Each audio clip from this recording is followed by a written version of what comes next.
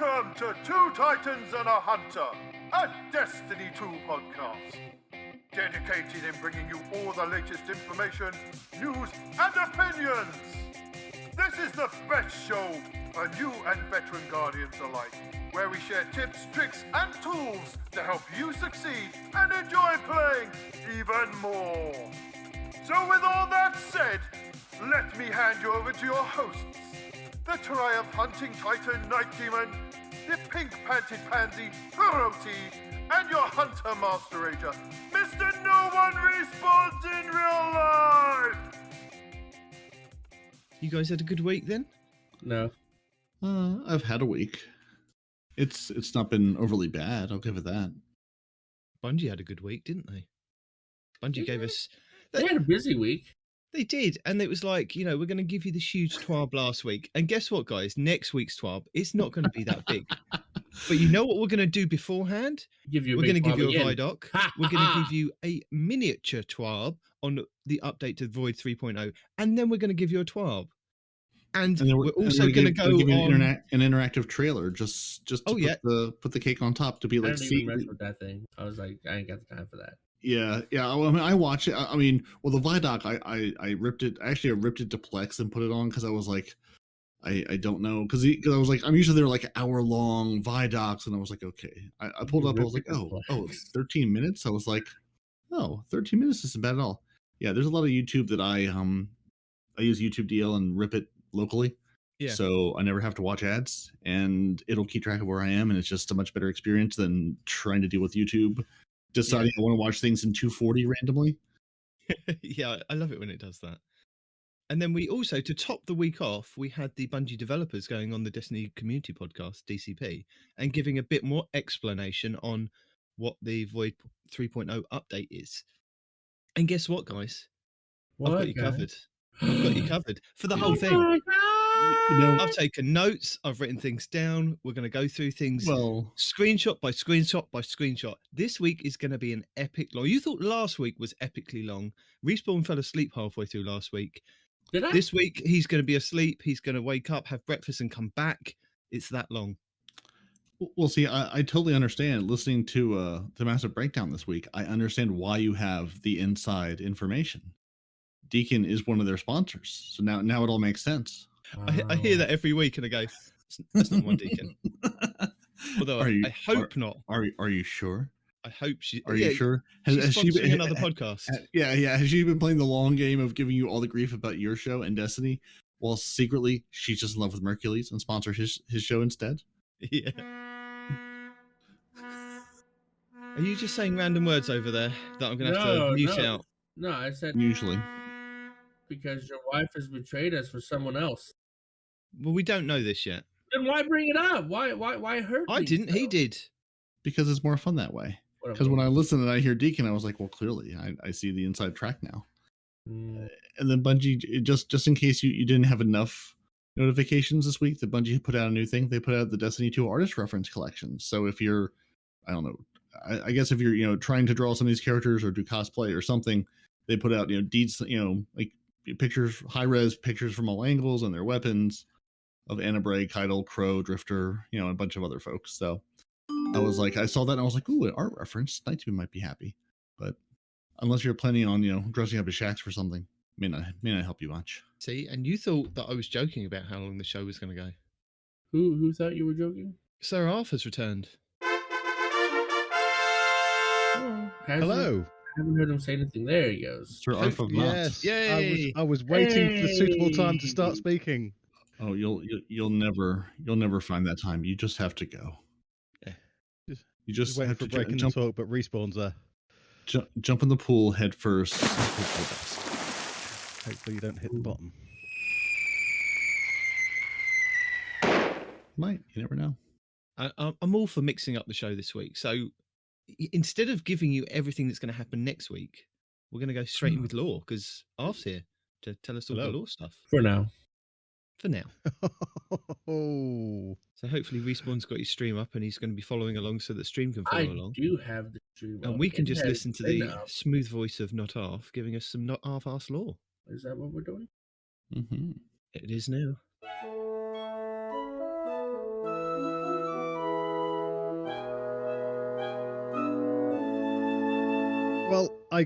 threw out 3 choices of lore this week, but this one that's been picked by Peroty is the Inquisition of the Damned back from Shadowkeep. And it's a bit Hive, well, completely Hive. And since we're going into another Hive season, it sort of suits, really. Yeah. We're going from Dark Shadowkeep into Light Shadowkeep, because that's what the Throne World looks like, just Light Shadowkeep. They got better lighting installed. They got the Sparky in, yeah. Mm-hmm. Right, so Chapter 1 of Tattered Blood and Broken Bone. Melkant's blasphemous desire. The bloodline is severed. The remaining heirs would argue otherwise. Their blood ties and bone bond to the last king of the Osmian court mark them as candidates for ascension, but such is not granted freely. All evolution is forced, and the sword logic will not rest idle as spoiled children claw for purchase at the vacant thrones of vanquished kings and princes. I see them as they are, liars, pretenders, as their king, as his prince. The whole of the court's lineage is unworthy. History would say otherwise, but history is not truth. That I alone see the flaw in our future is a crime for which all others shall be punished. Is that Savathun talking? Because if it is, that's a little hypocritical. Don't you think? Savathun hypocritical? No. I don't think that Savathun is Savathun. tricky. She's tricky and she's a liar, but she's not a hypocrite as far as I'm aware. You know? No, Well, no, I mean, if she's not. a liar, doesn't that make her hypocrite? No, To be makes her fair, lie. she hasn't actually lied to us. She's told us the truth so far. From a certain point of view. Yeah. Yes, but in that truth, Trixie. there's a trick, Yeah. or not. There's no untruth there, but there is a trick. You've just got to interpret it differently. I figured it out. Obi-Wan was Savathun. You would say something stupid. Nailed it. Figured it out. That's it. That's Sorted. not- That no. He didn't lie to us. It was from a certain point of view, though. No. No, it was Mace Windu, and he got his butt kicked like we're going to do to Savathun. Yeah. Welcome back to Between Two Brits, a Star Wars podcast.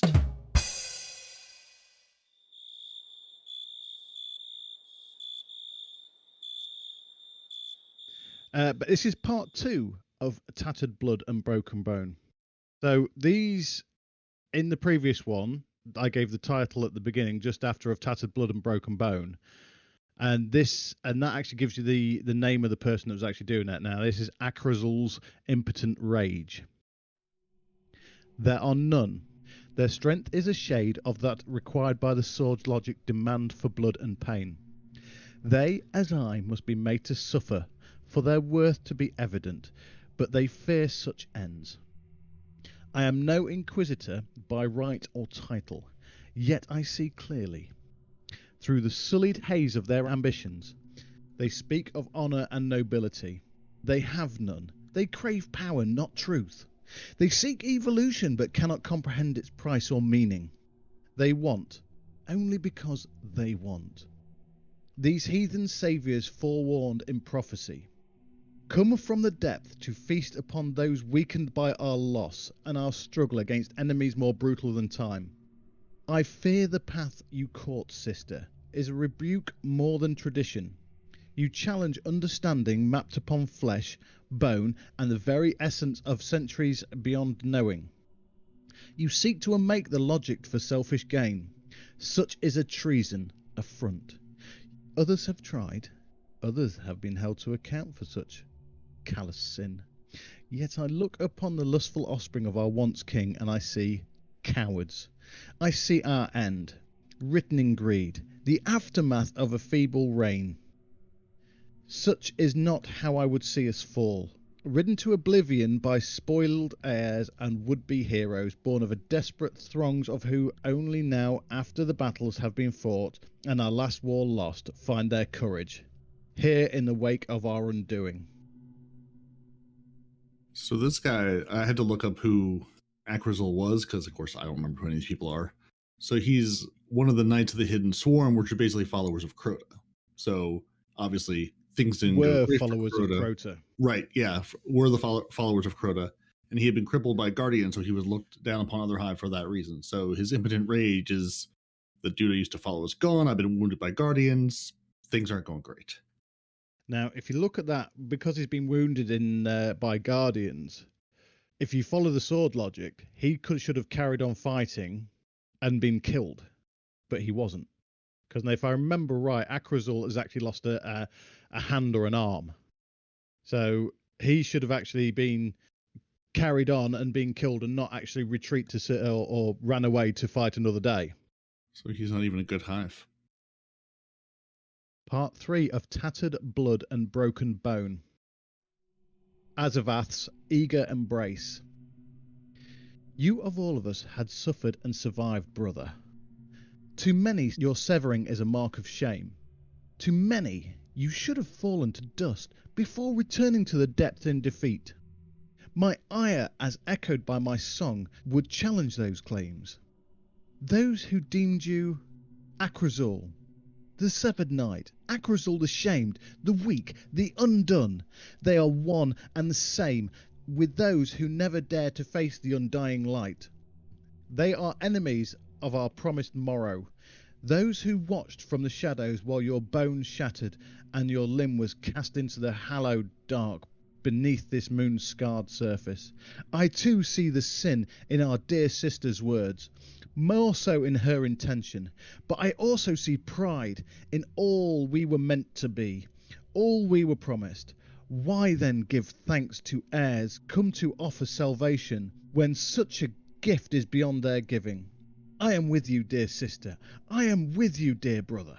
Let us each suffer to ensure the path, till dust or ash or God standing high upon eternity, burdened by our sacrifice. For are not we worthy? If not by ancestral right, then as those wretched few who would never seek power, but as to keep its disease from the hands of the corrupt. Who is reading? Did we establish who was reading? Somebody came into my office at the time you were reading. Did we establish who Right, was this reading is a Hive called Azavath. Yes, Azavath. Okay, eager embrace. Okay. Azavath, who is also apparently known as Irarime. She's a death singer, basically. Okay, but not somebody that's prominent that we know about. These, I believe, these are granddaughters of Crota. Oh, so have we fought grandchildren these? of Crota? Yes, we have. These? I thought are they the death singers from Oryx Encounter? Or are they? No, that is Nook and her sister. Yeah. Nook and he's just pulling these names off the tip of his tongue. Like they're how long ago did we fight him? And he just ripped those names like they were just fought yesterday, man. What the hell? No, because Nook, I have read the Books of Sorrow so many times, I can actually pull those names out of my head. Apart from her sister, I can't remember her sister. It was Nook and 1 out of 2 ain't bad though. Yeah. You get points for that. Yeah. Yeah, the name sounded familiar. When Peroty said it, it sounded familiar, like we fought that person before. No, we do fight. Now, the severed knight, I believe we actually fight at the end of the dungeon. The dungeon on the moon. Okay. Pit of Heresy. Pit of Heresy, that's it. Part 4 of Tattered Blood and Broken Bone. And Malkanth's Deadly Promise. And this is Malkanth talking now, right? Yes. Okay. Yes. Then it is set. The logic will never find purchase among the unworthy. And be not unclear, though we revile those who seek to challenge, we are truly their kin, if not by marrow's tie nor blood divinity, then by our own failings, if not a kind of equal to their transgressions. Yet there is an honour in knowing. We alone recognise our lack of worth, and thus stand above those who seek ascension, ignorant in their true reflection, ignorant of the logic's base demand. But I say now, with an unfettered mind, the sword logic is not all, and the logic can be subverted, must be subverted. I have studied the paths both honoured and depraved, the might of Oryx, the strength and cunning of his sisters, the folly of Crota's pride, and the necromantic sin of the unfavoured. I have long since stolen knowledge from the world's grave, known texts and secret learnings. I have prepared for this day, for the time when reliance on the rule of might, the survival of the fittest, would prove to be misguided. Our understanding of its meaning, flawed and open to manipulators by those willing to find strength, purpose in heresy. I say, we are they, the sinners, the heretics. I say, let us sin. Let us be the liars and conspirators whose self-made truth topples stagnant, uninspired beliefs and births a new dynasty. Dearest Akrazul, dearest Azavath, brother, sister, let us reap the affliction of our suffering's reward. We can claim the burden of domination and endure the pains of such tremendous weight, just as all others will endure as final unwelcome recompense the harsh realities of their end. So this is a mutiny. These letters to each other are basically saying, let's rise up and topple the current ruler so then we may take over. Yes, but there's another part of this. They are being heretic in going against the sword logic. Yeah, they basically believe the sword logic has failed, and it's their duty to rise up and.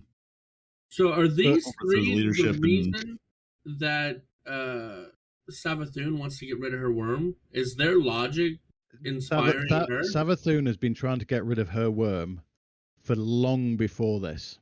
Oh, okay. Do you remember when we last saw her in the Books of Sorrow, where she bogged off into a black hole to experiment? No, I forgot about that. Well, basically what she was doing in there was experimenting with time. Mm-hmm. So she was experimenting on slowing the worm down and effectively getting more tribute in, and it trying to fool the worm to think it's being fed more than it actually is. Okay. Because of the time difference. Mm-hmm. There's a little bit of relation in that I think Akrazel was being whispered to by Savathun. I mean, it's related in that Savathun's gonna sow seeds of discontent, wherever and however she can. And this is one of those. Savathun does have a hand in this book. But did she? Yeah, that's what I'm saying. Did she? Yeah, but she did. Now, like I said, I've read this book. I've listened to this book. And if I tell you what hand she's got in it now, it will spoil the book further in. Okay. So we're not going to. Yes. Damn it. So come back next week to find. Didn't we just put in the sirens and the wee woo, spoilers? So this is chapter 2, but it's entry 5. Uh-huh. 4? Wait, what? Oh, an audience with slaughter is chapter 5? Yes, it's chapter 2, but entry 5. Okay. An audience with slaughter. As below, in the circle, in the pit, at the bottom of the damnation's well, a gathering of brutalists vies for a seat upon an eternal throne. 1,000 warriors of dust and ruin clamour for the ritual beginning to another slaughter. As above, would-be puppet masters watch with keen eyes from the crimson tower that hangs from the jagged walls of the necropolis's hallowed and hollowed ground. They of cunning thought and grand design who lack the brute strength to take the sword logic's gift by force. They who consider themselves the shadow architects of empires. They who build their legacy upon the trade secrets and the gossip of ages and the sowing of lies. Words, their weapons, cutting as any blade. Among the murmuring lords of wicked tongues, tainted royalty glides to the fore. Sisters of the anti-mercy, sisters of doom, the daughters of Crota, daughters of the Worldbreaker, the offspring of destruction, direct heirs to the abandoned throne, yet removed from the pit's calling, the same privileged manipulators whose existence Malkamth and his siblings want to challenge, wish to destroy. The daughters have come to judge those who dare fight for a claim. They seek a warrior fit to raise the celestial heavens that mar the ebon expanse. Surely one must walk amongst the countless descendants of their father's father. Bezureth whispers her doubts. Seconded by Vosher, Kinox remain silent, contemplating their station and the depths from which they must ascend if the swarm is ever to reclaim its own destiny. Hashladoon, the eldest, the inundated, narrows her glare. Her sisters fall silent. The slaughter is set to begin. Ritualistic circle pit. As below. Since the great Osmian King's end, countless champions have been scattered to the winds in search of the sword logic's promised rewards. Immeasurable pain, immeasurable suffering. Such that this deep, far below the broken lunar surface where no light has ever blasphemed, the rugged cavern walls are said to host the afterbirth of ceaseless lament. Here spectral shadows haunt the passageways through the dark, each skittering shape the mindless ethereal prison of a greater being cast low, or so prophecy dictates. Those marked as unworthy shall ever be lost in the depths of their own ambition, trapped between in such form as ambition first took hold. 11th Truth, Book of Damnation. Still, at the risk of a final death or hateful damnation, the hordes gather intent on destruction of all who stand in defiance of their individual ambitions. Among them, proud Zulmak, flexed, dried sinew beneath the heavy calcified growths of his outer shell, armour earned in battle through pain. Zulmak has now stood twice after all others had fallen. He has gained allies and enemies from his victory, both in the circle and beyond. After his second triumph, other battles followed beyond the view of the rabid throng. First, an acolyte took aim from the shadows, a coward sent by unnamed admirers to end Zulmak's march towards godhood. The weak thing's spine shattered beneath Zulmak's heel. Then later the thrall, a wave of mindless nothings with chittering jaw and razored talons, another gift from secret conspirators. Their dust now hangs in pouches at Zulmak's waist, a delicacy to be enjoyed in the quiet once the echoes of his victims in the pit have faded and the roars of celebration are hushed. Zulmak casts his gaze across the horde lined at the circle's edge. Hundreds deep, all keen to shatter their brothers and sisters, all keen to stand triumphant as Zulmak has. He feels their eyes upon him. He is a target now, a known champion. Many will come for him. They will swarm, and they will meet their end at Zulmak's hand. The ire rises, the energy in the pit's thick, warm, angry. There is no ceremony to mark the opening of the slaughter. Those who dare join the fray simply gather until the tension reaches its breaking point.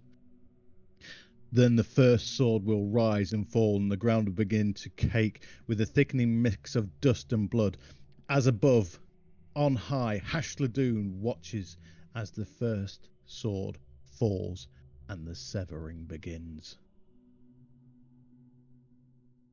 So this is the dude at the end of Pit of Heresy, who's Zulmak standing in his pit. He is, which I only know because I'm looking this up as we go to figure out who some of these people are. He is Zulmak, Instrument of Torment. Yeah, he's the one who hangs out in the Pit of Heresy, who is brought back by the Daughters of Crota to serve as a nightmare. Mm-hmm. And so whenever it says the first sword shall fall and the severing begins, this is them saying that it's a pit fight. They are choosing their champion to sit on the throne. Oh, I was going way more in depth than that. I was thinking like this is the first instance where the sword logic is not being honored, and from this point forward, less and less people will honor the sword logic. That's what I was thinking. They are trying to choose somebody to sit on the throne of the moon, or Crota's throne. Now, you can only do that through sacrifice. So, you fight. And the strongest that's not a sacrifice.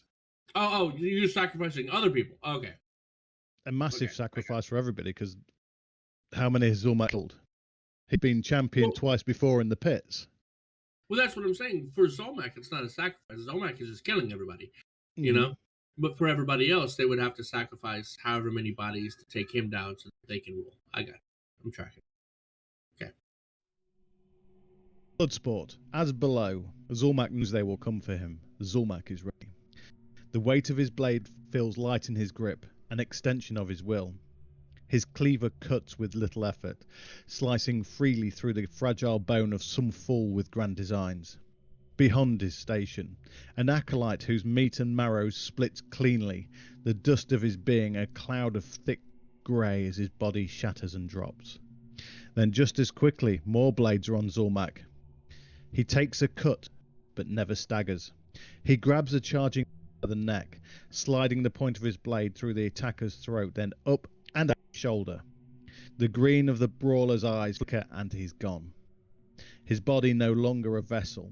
Zulmak tightens his grip on the dead thing's neck and swings it high, lifting the carcass as if it were a shield to block another blow. His grip closes like a vice, and the dead knight's body hits the ground. He still holds the spine tight, once living head, now a weapon. Bone meets bone, as Zulmak's necrotic bludgeon collides with the skull. Another enemy falls.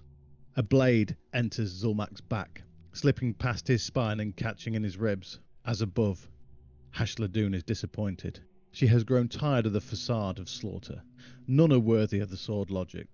Zulmak may be impressive, but he is no Crota. He is no Oryx, and he will fall. Berzurith whispers, and the sisters turn to leave.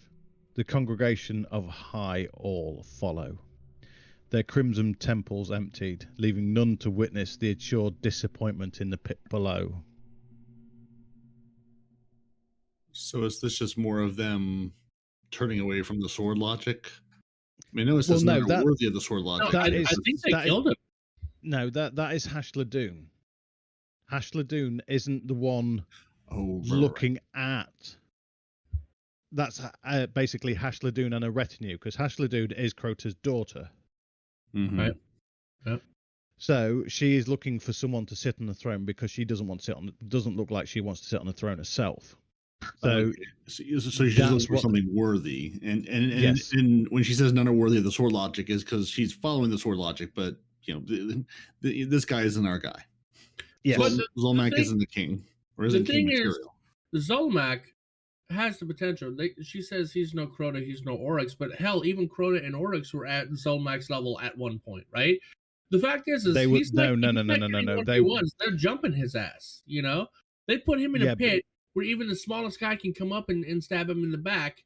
You know, that doesn't prove his worth. You want to prove his worth, put him in a bunch of 1v1s to see who can take him via the sword logic instead of just putting everybody in this mosh pit. You know what I'm saying? but that's the thing. They have to do this to honor the sword logic.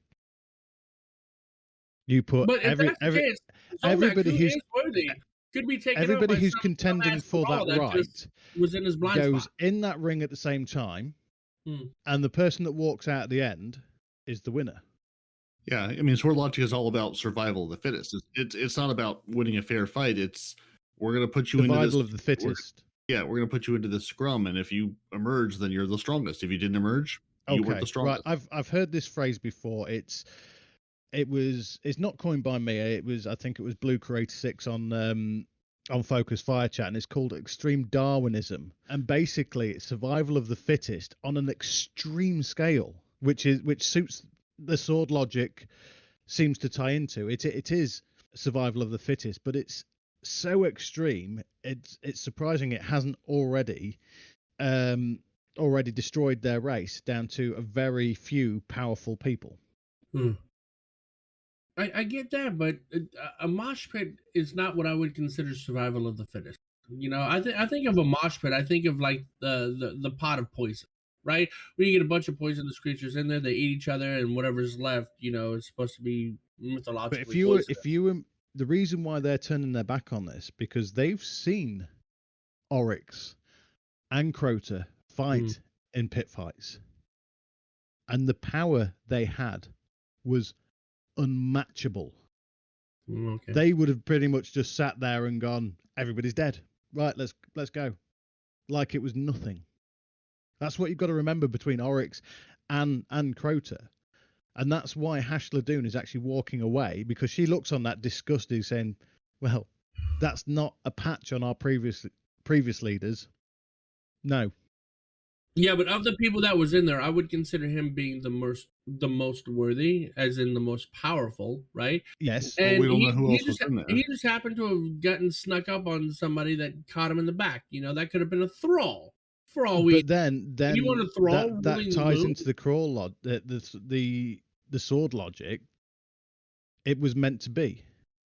This is why we've had no comeback from where we killed Crota or Oryx, because the way the sword logic be, if you are killed by Hive or Guardian or whoever, it was meant to be. You were not powerful enough, so there you were cut, because only the powerful survive.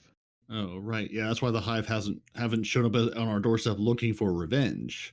Other powerful Hive have shown up, but it's not like they were like, "This is No, what you they did to weren't- Crota." They looking haven't showed up in revenge. for They've showed revenge. up because they want to take. challenge the powerful. They want Right. to take our power. Oh, right. Because if we beat their champion, sort of we become their de facto champion. If the sword logic dictates the strongest win, we're the strongest. We are the strongest. Exactly. Yeah. They haven't come back in revenge. They've come back in challenge.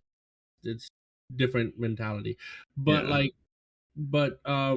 that being the case, like, let's say for example a thrall walks out of this ring, right? You're gonna have a thrall ruling the moon? I don't think so. You know? No, because if a thrall you walks don't think out, it's like they have thrall's not walking re- out.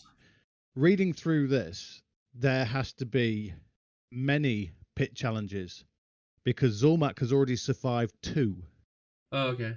Yeah. And Yeah, he's because they only were just talking about his become armor that was hardened from battle. I gotcha. and he's only just become a named champion. Mm-hmm. If he's only just a named champion, he's not powerful enough to be the leader. And Zulmak wouldn't be powerful enough to have like a throne world. So if he gets killed in the pit, he's done. That's final Yes. death for him, right? Yes. Okay. Well, thank you very much for that, Arf. I think the minions would have loved that, having a bit more lore. Man. So now you've mixed the show up. I'll get on to what's happening next week in Destiny. What's happening next week in Destiny, buddy? Well, next week, Shaggy, it's the final week of the season of The Lost. You can fight for Valor in the last Iron Banner of the season, so don't forget to pick up your 4 powerful bounties to either hoard those, because if you hoard them, you do have potential of getting the XP next season for your season pass and your artifact. Plus, there's a small, like very tiny, small chance that if you hang on to them, that when you do turn them in next season, you could get a new weapon or new armor piece from the new set that's coming next season. Once the Witch Queen hits, it's all change. So, Again, keep in mind this has not been confirmed. That's why he says you have a small chance. So it's the only reason I say it's a small chance is because it has happened in previous seasons and previous updates. If you hang on to the stuff and people take it into the next season, it then decrypts. And we've had YouTubers make videos on really naff rolls, but it's a new weapon kind of thing. It's like, yay, I've got this new weapon. It's a really bad roll, but I'm just going to show you it. You could be one of those people. Yeah, it's a new thing. It's a new hotness. Back again? Yeah, the last one. You knew this was coming. Don't act like this is a surprise. I didn't. I forgot. Don't call it a comeback. It's been here the whole time. And you should wear your Iron Forerunner sets so you can get more material before the new season starts. Yeah. So what's that about, Peroty? Tell us about that. You need to, if you have your Iron Forerunner set from your Iron Banner, which if you don't by now, shame on you, because you should have it. When you wear... Don't shame the new people. Well, no, the new people don't get shamed. I'm shaming Respawn in particular, because I know he doesn't have it, because I know he can't be bothered. absolutely have it. I just, just would never put it on or would never wear it. If there was a benefit, I would. Right, but it just doesn't have my stats that I want. So, wait. One piece I wear is Iron Banner. I think it's my gloves that have good stats that I wear. So you don't want a chance to receive an enhancement prism as a reward at the end of an Iron Banner match? And each piece of armor you're wearing with this perk will increase the chances? The whole week I didn't get a single damn one, and I don't believe you. I think you're wearing that's the thing. I think you're wearing the wrong set of armor. It's not all pieces of Iron Banner armor. It's the ones from this season only. Right, it's the Iron Forerunner set. Right, yeah. Well, then yours you is say yes. But we know in past that you're probably talking twaddle. We don't believe you. Look, okay, look. Could that be Twaddle aside, twabble? look. But Realistically, telling you guys the truth, I was using it because, like, you guys said I needed the armor. Did you right? did So you play more than like 3 games? Yeah, I played the whole week. I completed all my bounties and everything. Are you sure? Yeah. Yeah, because I needed the prisms. I Well- was prism poor at the time, and I didn't get a single damn prism all week, man. Wearing full 5 pieces of armor. Didn't get it. Well, you only need to wear 4 of them. It only works to a maximum of 4. So you can wear your 4 favorite pieces and you can wear your favorite exotic. Yeah. And if you're not respawn, apparently you can get the enhancement prisms to drop. If you're respawn, you get nothing because Bungie doesn't love you enough. I got him now. I have 50 And also, prisms. if you're playing in Iron Banner, don't forget to equip the Ghost Shell mod that gives you a chance at getting a headshot, give you an enhancement prism or enhancement core or upgrade module, depending on which mod slot have that you put on. that and the Crucible extra legendary item mod at the same time, or do they take up the same slot? What are you talking about? You can only have either enhancement prism, enhancement core, you don't need- or upgrade module on your Ghost. You don't need legendary items at this point. You've gotten what you're going to get. All the rewards are trash unless they're actual Iron Banner weapons. No, but the legendary you don't item care about anything else. is a potential chance at an extra piece of armor or an extra weapon. Yeah, It is. you don't need that though. At this point in the It's the season, whole might need point that. is the You don't weapons need and the it. armor. What do you mean you don't need that? No, you don't need not this season. You need next season. You need to earn the tokens so you can give it to him next season so you can get all the armor immediately. Yeah. So you can If either it's- if save your the season tokens is for this garbage. season. Yeah. You can either save your tokens for this season, as we discussed a couple of weeks ago. You'll get shards, you'll get gunsmith material, and possibility of a god roll. And you could turn those gunsmith materials into Banshee and get more shards if you need those. Or you could hoard it all up and wait for next season where it won't give you gunsmith materials. It'll give you shards, but it might possibly give you rep towards Iron Banner. I don't know. Because they're Yeah, changing but it all. next season, won't you have? Isn't there going to be like a whole new set of armor you have to get for that season to wear to Mhm. get the benefits from it? Yeah. Hopefully not. Hopefully it's that you've got either or. So you've either got the armor from this season and it gives you a chance at the enhancement prisms, or you get next season's and hopefully it looks better than seashells all over your body. Plus it burns when Iron Banner's on. If you put the full set on, or not even the full set, there's certain pieces. The chest piece has fire. The Hunter gauntlets have the fire on the arms on Yep. the Iron Banner symbol. So try We it. have it on our chest piece too, I think. That's what I just said. Yeah. Well, Mhm. you specified hunters having the arm, but I was like, no, we They have do. it on the chest too. You have the chest and the arm. You're Uh, special. yeah. It's like Bungie like hunters. That's not the case. Oh, Ah! not the case. So yeah, you can earn your bonus ranks. So just play Iron Banner all week, or you could farm the Taken in the Lake of Shadows Nightfall, which would be the featured one for the week. It'll also be in the Grandmaster rotations if you want to do the GM version of it, or whatever. Or if you're like Peroty, you don't have the Grandmaster selections. Have you Same. found that node yet? I do not have that selection No, either, Bear. You don't feel bad. No, I don't have it either. I'm going to call it You a are bug not and move on worthy. with my life. I'm It's not not worthy. a bug. We don't have the title. We don't have the title. No, and you don't, as you people don't that need don't the have the title. title. You No, don't need the title at this side. point in the season. The only thing Oh, the title, really? the only thing Oh. the title did was get you access to that early on. That's why we talked Oh. about if you had the Conqueror and you had friends who didn't have the Conqueror, you could bring your non-Conqueror friends through early before Bungie opened it. That's the whole point of the catch-up node, is they opened at the end of the season for you to catch up if you haven't gotten there or if you finally are a high enough power level. But I don't Oh. have it, so I don't know what's wrong with it, so I'm not going to lose sleep over it. There you go. And next week, I believe it's the Hungdura, which is the Ooh, scout rifle lovely. that is going to be up for grabs in the Nightfall. And what was the other? I think it was the Swarm, which is the machine gun. So yeah. those two, I believe, are going away next season. They're out of the rotation. This week that we're currently in, I believe, is the Comedian shotgun, and there have been some good rolls. That I believe Jarv did a video on a really good roll for like PvE. If you're looking for a shotgun, you've got a couple of days by the time this podcast comes out, maybe, or just the day. Yeah, so Nightfall.report says their presumed roles are Hung Jury and the Hothead. So okay, Hothead. Hothead so would be Swarm good. this week. yeah, so it might be the Hothead. Yeah, okay, yeah, so it might be the Hothead. Yeah, because this week was Comedian and Shadow Price. So it's either going to be the Hothead or it's going to be the Swarm. Tune in next week and you'll find out. But either way, the Hung Jury is worth going for if you don't have one or don't have one you like. Mhm. The Hothead is worth it. especially for next season, with the scout rifles coming back for champion mods. So, do you have the Yeah, video for the hothead and the hung jury god rolls this week? not on me, no. Okay, Do you? no, but I can find them. Just press the buttons into the YouTube and say, "Give me these god rolls," and then you're That's all what set. I'm saying. I believe we did put it in the show notes a couple of weeks ago about they were going over the differences between like certain weapons, weren't they? You could either get this weapon or you could get the hothead, which also rolls with the explosive light and other perks. But So what was the god roll? It was, I mean, in layman's I can't terms, it's remember. explosive light and something else. What, ambitious assassin or chain reaction or? To be honest, when I want to look up a weapon, I'll bring the video back up. I'll go through it as I'm either playing that activity or I'm looking through my Destiny Item Manager or I'm going through my vault kind of thing. I'll only kind of I know in my mind that I've seen the video and I'll look it up or go back to the show notes and go, this is where it is, and I'll just go back over it. But so much information to retain. Yep. And I've got to save that small little portion to actually listen and retain to what my wife tells me, because she says I don't listen to her. So there's a slight, it's like a subsection of my brain that It's not only you that get that.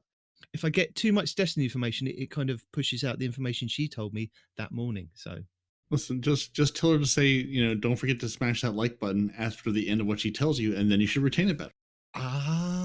It'll move it into the YouTube compartment of your brain. So it works out perfectly.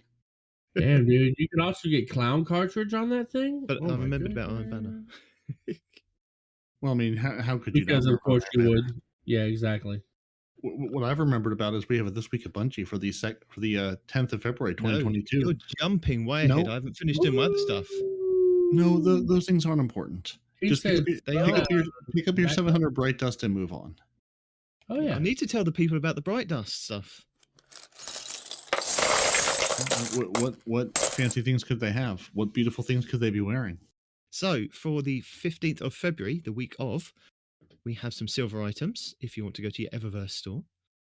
You have the Scary Feet emote, and that's a legendary emote for 500 silver. So I believe that's the one from Monsters Inc., isn't it? Maybe. Where Sully does the quick feet. Yeah, I think so. Could be. Is this something wicked this way comes? Maybe. Okay. The Stagecoach, which is the weapon ornament for the Last Word hand cannon. So if you want that one, that is 700 silver. That looks pretty cool. It's red and it's got a skull on it. Makes it look like a baby bad juju. It does. 700 silver for that one. We have the track-bound exotic ghost shell for 600 silver. And we have the Hive Smasher. So if you want to smash some Hive ahead of time, you can have this exotic ship for 800 silver. I don't think it's guaranteed to smash Hive, but it could. I mean, if you landed on a Hive, I'd be hard-pressed to find one that lives after that. Yeah. Hard-pressed. I didn't mean that pun. And I'm going to reiterate what I've said for the last couple of weeks. If you're new to the game, or even if you're an existing Destiny player, do not buy the Concentrated Matter Gem. Do not buy the Glimmer Shard. And do not buy the Scavenger Spoon. You do not need them. You just need to play the game to get those items. So just walk past those, ignore those. But you could get... Do you need the robot dance? You might need the robot dance. If you would like the robot dance, it is 700 bright dust. And that's your legendary emote. We have the Mud Kate Monstrosity, which I'm guessing is part of the set of the other monstrous stuff. We've got the Ghost Shell up this week. So you can have the Sparrow, which is 2,500 bright dust next week. If it's like covered in mud, I'm going to send it back. You can't call it the Mud Cake Monstrosity and not have it covered in mud. I don't understand. You can have the Obsidian Wings exotic ship for 2,000 bright dust. You can have the Bungie projection for your Ghost, which is 1,500 bright dust. I might buy that one. I do like a Bungie emblem. I did say might. I might just wait. I might just kind of... It's projection, so it won't work as an emblem. Whatever. It's an emblem that tells people when I die, or I pull it out and go, look at this. It does a projection. It's an emblem that tells people when you die. Yeah. I know what I'm saying. You can have the Spinning Juggler exotic emote for 3,250 bright dust. The Too Cool dance, which is the Tobey Maguire dance from Spider-Man 3. Oh God, we don't talk about that. 700 bright dust. That came up a couple of never weeks exists. ago. That came up about 5 or 6 weeks ago, and I got that for bright dust. I did use my bright dust for something. You can have the Wheelie shell, which is your exotic ghost shell, for 2,850 bright dust. The VG-17 Flying Fortress exotic ship for 2,000 bright dust. The Star Devil Racer exotic Sparrow for 2,500 bright dust. Your weapon ornament, you think you're big time, for the Xenophage for 1,250 bright dust. And then finally, the Helm of the Exile projection for 1,500 bright dust. There you go. That's your bright dust. Now, Peroty. No, not now, Peroty. Don't give him the floor. I want the floor more. Hello! Lost sectors. If you haven't done this by now, just give up. You don't need them. Look, I've been through this with you guys. There are triumphs that are tied to these lost sectors. So you need to do them on Legendary, you need to do them on Master, and you need to do Master solo flawless. Is a strong word that I don't agree with. But for some people, because they're going out of the rotation for next season, possibly, because that's what they do. Especially the one on the Tangled Shore, the Empty Tank, which will be going away indefinitely. So if you want to do that on Legendary, and then you want to do it on solo Master flawless, you can get a couple of triumphs from that, and the possibility of getting an exotic, whatever day it is. So we will go through the Legendary lost sectors, and don't forget they move on to the next day of the rotation. So whatever they were on the Legendary, they will still be exactly what they are on the Legendary, but they will move up in difficulty at the next reset. So Monday, the 14th, will be Bunker E15 on Europa, giving you your legs. And that will move on to Tuesday and become the Master Lost Sector at reset. Tuesday, the 15th, will be Perdition on Europa, giving you your exotic arms. Wednesday, the 16th, would be Bay of Drowning Wishes on the Dreaming City, giving you chess pieces. Thursday, the 17th, would be Chamber of Starlight on the Dreaming City, giving you exotic helmets. Friday, the 18th, will be the Aphelios Rest on the Dreaming City, giving you exotic legs. Saturday, the 19th of February, would be the Empty Tank Tangled Shore Lost Sector, giving you your arms. So that would be the last day to do that on Legendary. And then Sunday at the rotation, that will move into being the Master. So last day for that. So Sunday's Legendary one will be the K1 Logistics on the Moon, giving your chess pieces. And the final one of the season will be the K1 Communion on the Moon, giving you exotic helmets. We have guides from PV Shifty, Abbey Hour, Time Sausage Gaming, Legionless channel, and Ebontis' channel if you need any guides or any tips to get through those. And don't forget, you have the Shattered Realm that is on a daily rotation. So if you're trying to get your Ascendant Anchors, you can do that weekly because it will rotate every day on a different location. But what I found out last week is that once you've collected it on that location, it's rotated round. So say you did EDZ like 3 days prior, then you've done the Moon, then the Tangled Shore, you can't then go back to the EDZ in the same week. So if you need to, get that done before reset this week, because it'll only be another rotation that you can go around to all those places. And the same with the Shattered Realms, you can only do those once a week to get those Ascendant Anchors. There is a triumph to get, I think, something stupid like I can't remember what it was, but it said 100%. I needed 100%, and it was going so slow, but I managed to do that this week. But Ebontis has the solo Legendary. You managed to tell us you did a thing, but you can't tell us what you did. Look, he collected all the pretty shiny lights. That's all you need to know. That's all the important thing. Was it lights though? I mean, you had a hard time collecting the thing. Tell the people what you collected. Tell them how you did it. There are Ascendant Anchors. He collected all the Ascendant Anchors in all the places he needed to. Is that what that was? Mm-hmm. Yeah. Let me find it then. Let me find what I needed to tell you. See? Efficient. Nothing about this is efficient. I know. Oh my word. You've got to have collected 300 of those Ascendant Anchors to complete that triumph. That's how many I did. It just gave me a percentage in game. But if I go on the Destiny app, it tells me I collected 300 of those Ascendant Anchors. I feel like this is ready to drop in some sort of therapy call for support. Something needs to go here. Just everybody you knows get 20 or 30 of those each week. Do you know someone who's struggling with completionist issues? And now the rotations every day. You could actually do that very easily in 10 days. Yeah, sort of. Well, he's done now, so he no longer cares. But if you two are struggling to collect your 300 anchors, yeah. So what was that? Or acres, if you want to collect some acres, sir. Yeah. Acorns. Collect 300 acres filled with acorns. You two can have a beautiful farm in Stardew Valley.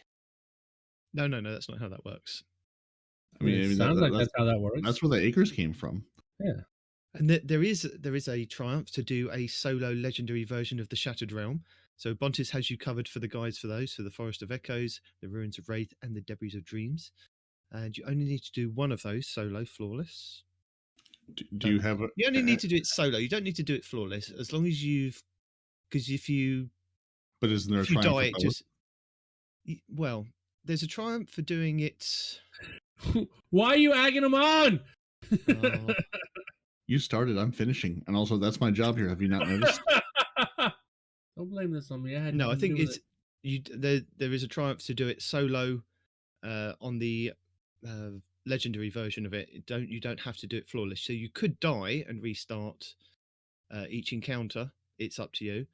But if you get one done, that's it. You then take in a team and do the other ones. And I believe there is one to do it under 25 minutes. So taking a team of 3 of you with the Barrier Champion mods, you're sorted. It's easy.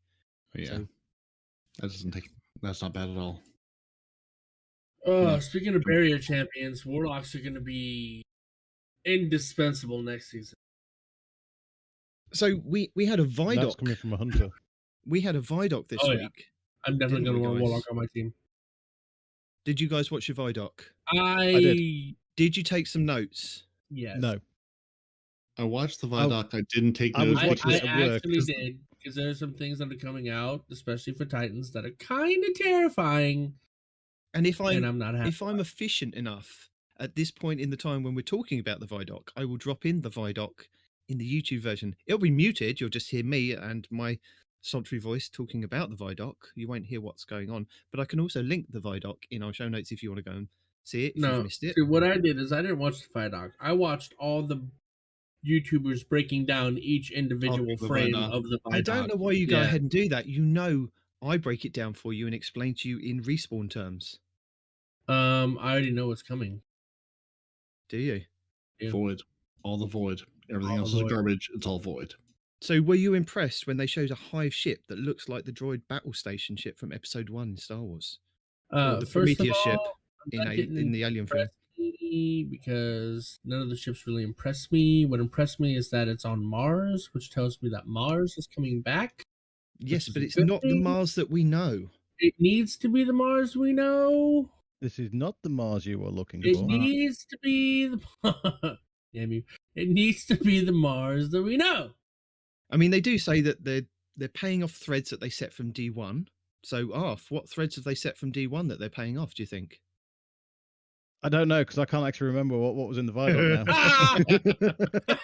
or what was in D1, to be honest. I nearly got caught, so I didn't actually take that much in.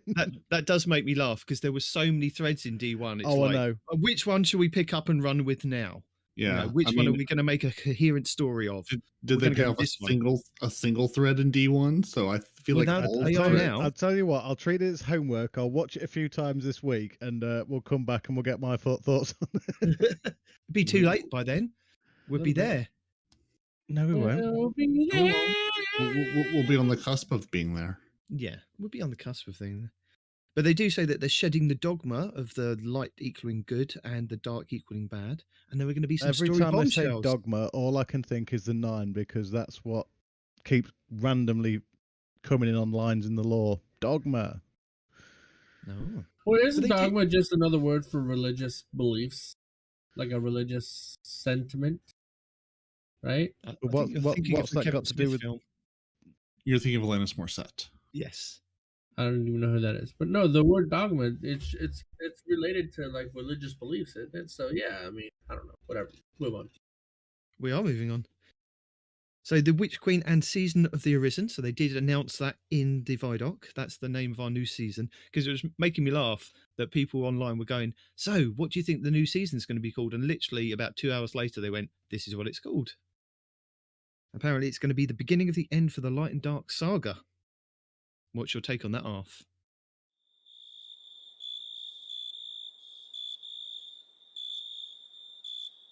Sorry, what was that? I was Googling the definition of dogma.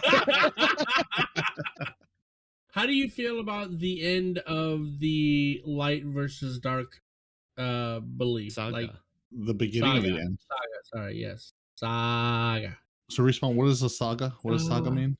Saga is a period of time. So, yeah, it sets at the beginning of the end, and we're mixing our light with our dark, like our peanut butter and our jelly. Well, we've Dogma, kind of been... noun. A principle or set of principles laid down by an authority as an incontrovertibly true, the dogmas of faith.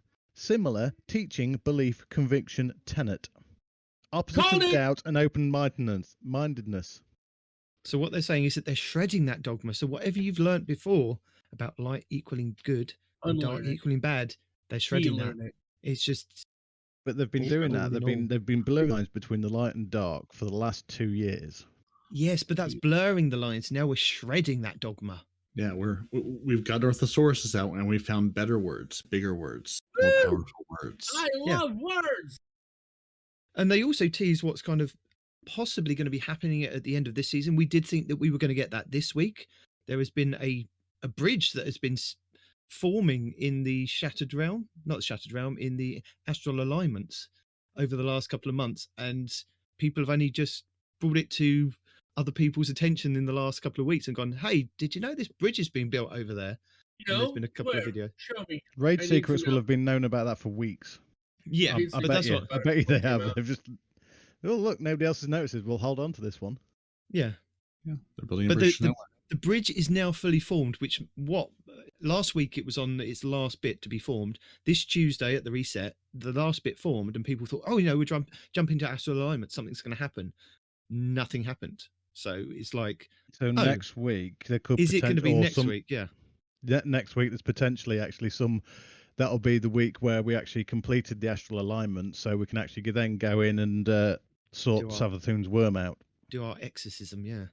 So it'll either be... I was thinking more about vivisection, but... Maybe it's a bit like what you had at the end of the last season, where they did the reset. I mean, they've made it quite explicit in the TWABs the last couple of weeks that this is when we're turning off the game. So like last time, you had that event in the tower, wasn't it? Or you got transported to the last city and you could get an emblem for just participating, walking around the city. Was that right, Respawn? Because it happened US time. So a lot of us in the Europe didn't manage to kind of get in unless we were up at 3 o'clock in the morning. It could be like that. It could be like this happens next week, just before we shut off the servers. You perform the exorcism or you go and do the next story beat. But then when you log in on the Witch Queen, you'll get a kind of recap of what's actually happened. It could be that. It could not be that. It could be that bridge is formed. Interesting if it is.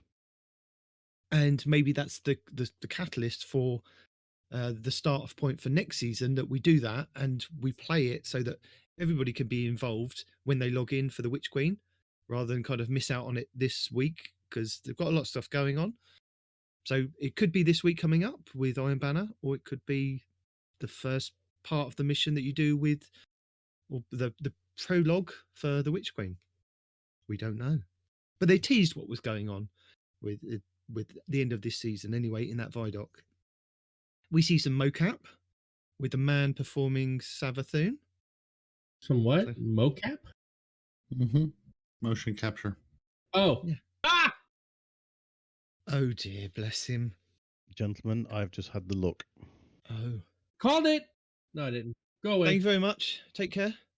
You too. Bye-bye. Bye. So what else is in this ViDoc we need to know about? What other pretty things have we seen? So, we get some shots of the throne world. We get to see some old Hive areas that have been hidden or hidden away, and a pyramid ship. Really creepy. It had some, do they have spiders? It looked like it had a spider's web over it. A little bit of dust and Do they have spiders' webs? They must have spiders' webs. They called attention to that. It wasn't a spider's web. It was oh god, they called it something else. It wasn't a spider web though. It was something to do with hive cocoon threading. I think Okay. that's what they called it. Yeah, I mean, we've certainly had to blow open the hive, the hive cocoon material before, so I assume it's something like that. Okay. See, I remember the thing. But I would have liked told you I giant watched it. spiders.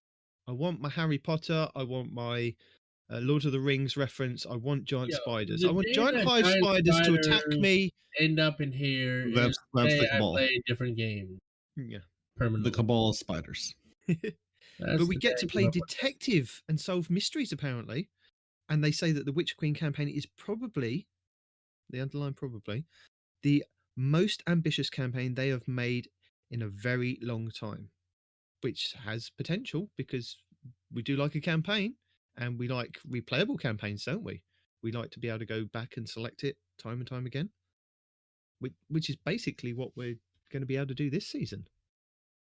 Yeah, which is not something we've been able to do. I remember I was talking with, I don't remember who I was talking to now, and they were sort of likened it to the Halo campaign.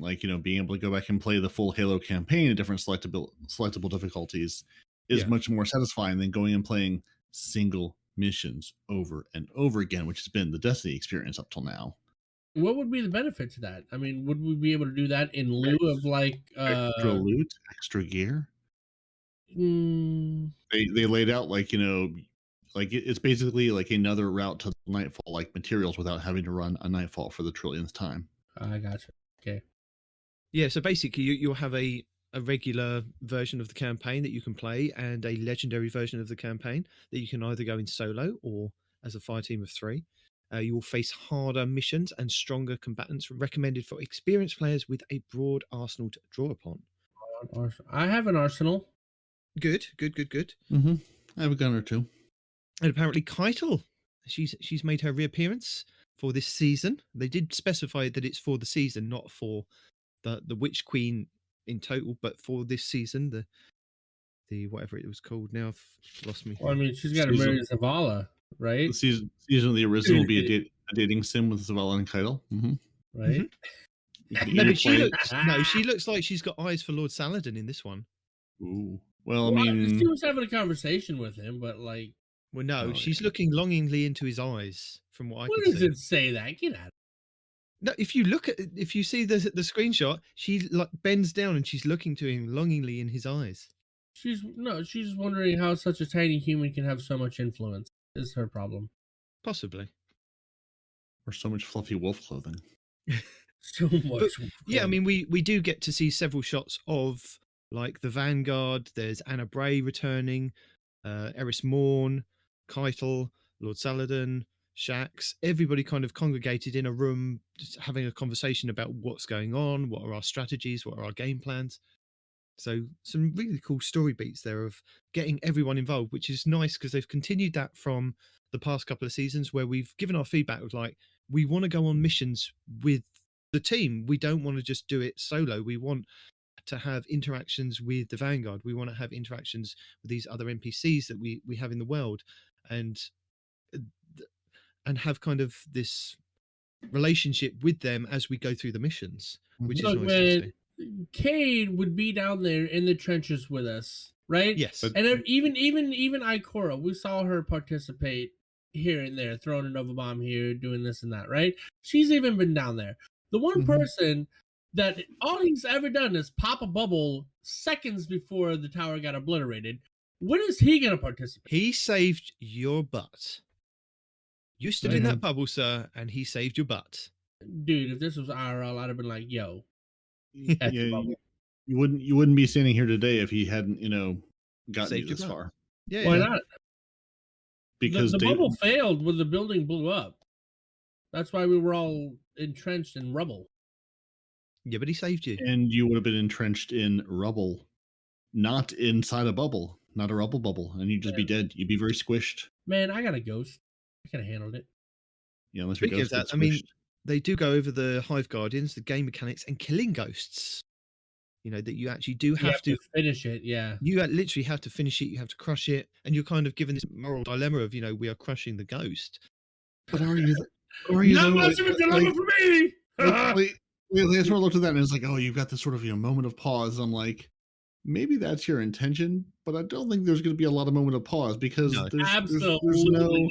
there's no payoff to any decision you've ever made in this game up till now. Well, I mean, there is. So there's going to be 3 if you're doing it in the campaign, or if you're doing it in the raid. There's going to be several people screaming at each other to run up and crush that ghost before that Hive Guardian reappears and takes out the whole team. And that's why Void that's what the 3.0 emotion is that's so going to be set. important, because hunters and their invis and their team invis are going to be so much more powerful.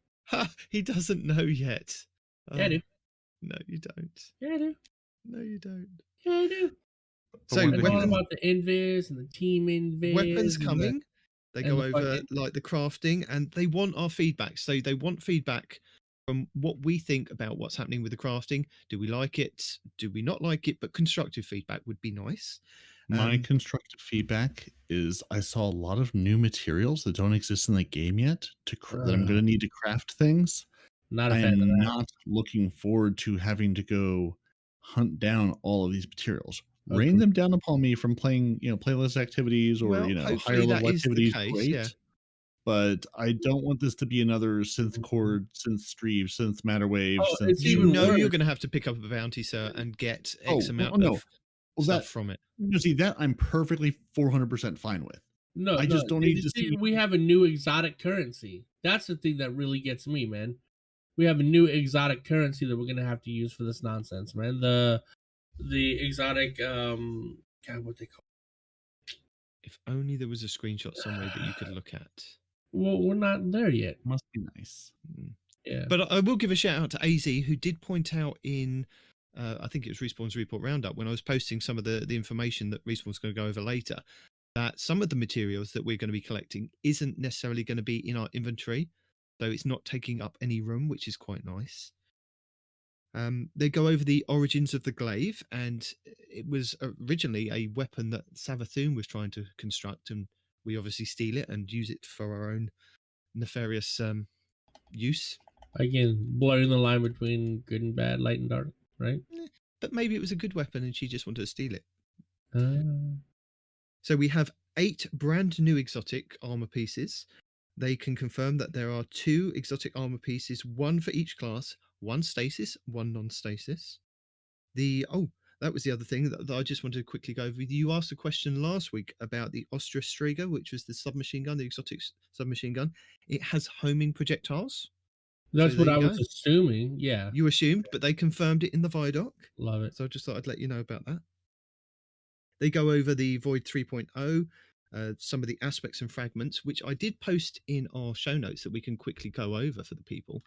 And they just only showed the Warlock, but as they said before, the fragments are the things that are across all classes. So you have Echoes of Exchange, which is a Void fragment. Melee Final Blows grant grenade energy. We also have Echoes of Remnants, so your lingering grenade effect, vortex grenades, void walls, void spike, and axiom bolts have increased duration. So these are across, for Warlock, Hunter, and Titan. Mm-hmm. So it's very much like, the screenshots are exactly like what we've got with Stasis at the moment. So you can select your abilities, you then collect aspects and fragments, and then you can kind of build craft. So it looks, I think the general idea is to try and get it very similar to what we've got now with the structured, this is what you've got with the Void subclasses, but you can enhance that by just fitting different fragments in or different aspects. You've got Echo of Reprisal, so that's the final blows when surrounded by combatants grant super energy. And then we have 2 of the aspects. So this is just for the Voidwalker Warlocks. You have the Chaos Accelerant, which gives you 1 fragment slot. You can press and hold and overcharge your grenade, making it deadlier and more effective. Vortex grenades increase the size and lingering duration of the vortex. Axiom bolts create an additional seeker. Scatter grenades have submutations track. Oh, okay. So it has the scatters basically track to nearby targets, and magnetic grenades release on a short range void blast. And it tells you the cooldowns for those. The last one for the Voidwalker is Child of the Old Gods. Now, they really talked this one up on the Destiny Community podcast, and I'll kind of transition into that in a second. But this is the void aspect. It gives you 2 fragment slots. You can cast your rift to create a void soul. When you damage a target with your weapon, the void soul flies to them and drains them, doing damage and weakening them. When a target is being drained, you are granted grenade and melee energy. If running a healing rift, or health if running an empowering rift. So is that the reversal, isn't it? Yeah. What? Yeah. So if a target is being drained, you're granted grenade and melee energy if you're running a healing rift, or you get health if you're running an empowering rift. So it's the opposite of what it kind of does. So what happens if you're running an empowering rift? Because warlocks next season are mostly going to be. So if you're running the empowering rift with the aspect Child of the Old Gods, you will get health. Oh God! From the Child of the Old God being drained. And then with those new boots, where when they pop an empowering rift, it also acts as a healing rift. Oh, they're going to be unstoppable next season. Defeating a target who's being drained by your void soul grants class ability energy, so you can keep proccing it basically. Good Lord Almighty! So yeah, I will link the Destiny Community podcast in the show notes, because it was it's only about an hour and a half for their episode, and it was just constant kind of questions to the Bungie devs going over, well, what does this do? What does that do? Surprising, they spent at least half an hour talking about the Hunters, 10 minutes on Titans. I was like, favoritism there. Well, I mean, to be fair, the Titans, they've showed off a good bit of stuff in the in the ViDoc and in the things, and the Hunters, they were like, and we made changes to the Hunters too. Like the Warlocks, they've really gone in depth with, like they talked about. I can't remember who the designer was, who was really his passion project to make Child of the Old Gods. It's like, I really wanted this thing. I really want this to be amazing. I know they even talked about, they were like custom animations where if you have multiple buddies at once, like if you're running the No Time to Explain and your Void thing, or they mentioned even Arc Soul alongside Child of the Old Gods. Yes, they said you potentially have the chance of having 3 buddies up. So you can have, if somebody's running the Arc Oversoul, fire team. If somebody's running the Arc Soul, you can have the Arc buddy up. You can have the Old Gods from the 3.0 Void update, and you can have No Time to Explain. And apparently there's a cool visual interaction when you have the Old Gods and the Arc buddy on yourself. That's cool for the Warlocks. But yeah, something they did mention at the something they did mention at the end of the ViDoc was anyone can run suppressors now. So it goes deeper than that. Anyone can run any grenade now, not just suppressors. Hunters now have access to suppression and magnetic. Yo! Yes. Yeah, absolutely. So, great news, finally. Starting off with what they went over with, I'll just briefly go over it because there's a lot of information in the DCP podcast. So with Void 3.0, the Weaken, which is a debuff, gives a 15% against PvE enemies and 7.5% against PvP enemies. Other debuffs will replace that weakening. So if you've got like a Shadow Shot, for example, that will replace that debuff, and the Shadow Shot is a 30% debuff, as an example. Hunters, you have lost the Heart of the Pack because it didn't make the conversion over 3.0. You now only have 1 Smoke Bomb shipping with Witch Queen. Now, they did say it was shipping with Witch Queen, so they may we only have the 1 Smoke Bomb anyway. You have to have an exotic to get a secondary one. No, you have 2 versions of the Smoke Bomb. At the moment, don't you? You have the one that poisons, or you just have the Smoke Bomb. The one that turns you invis, yeah. So what I think they're saying is that you just get the 1 version at the moment, and possibilities that they may add more aspects and fragments later that could replace or enhance your gameplay. So, honestly, nobody ever uses the poison one anyway. I guess they do say that you use the poison and the grenade to chuck them both or whatever, but most of the time it's the invis. They did say that it is augmented differently, so there are different ways that you can use it. The Keen Scout is now a fragment. Flawless Executioner is now called Stylus Executioner. So you don't have to have a headshot and crouch requirement for that to actually work. So there's a little bit more freedom with that. Lockdown is a fragment. There's a new dodge animation for you. I did see that. I want to know if that's the gambler's dodge or not, right? Because Gambler's Dodge has a longer range, you know? And so if that was our normal dodge, and I was wondering, would the Gambler's Dodge have even more range? Because that was a big gap of space right there. Ed. That's a big gap. And something that will also impress you, hunters, is that your tether activates quicker. Yeah, And I did like that. And we can fire 3 at once, which track. Yes, which you can show really good. at the moment you can shoot 6, can't you, volleys on No, you shoot 6 total if you're wearing the pants. You shoot 5 alternatively, and it's Okay. one at a time. With this new one, is that the bottom track at the moment, isn't it? Yeah. And with this new one, you'll get 6 arrows total by default, but you shoot them in 2 volleys of 3 that track. Yes, and they confirmed if you wear the Orpheus Riggs exotic boots for the hunters, you will shoot 3 volleys of 3 arrows. Woo! And they mentioned high DPS on that.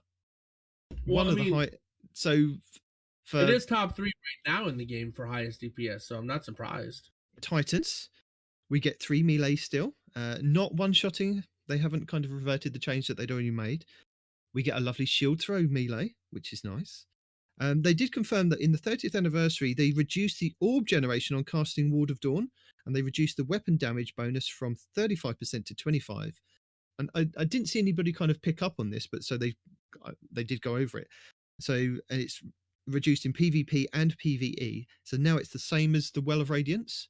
So they were arguing on the DCP podcast. They said, well, why would we have a Ward of Dawn bubble? We can just stand in a well if it's exactly the same now. And they were like, well, your well can get taken out very quickly. And I think as we spoke to Fuzzco last week or the week before, the enemies target that sword now. Yep. You know, to take out your well, you maybe have to have a combination of both still, or you may, the Ward of Dawn may do better in certain situations. Well, to be honest, in most situations where you have to have a well, you usually have a bubble anyway. Everybody stands in the bubble, walks into the well during DPS. That way you get both buffs, Yes. So I don't see a change at all, really, Well, you might see a change. Yeah. So there's no change.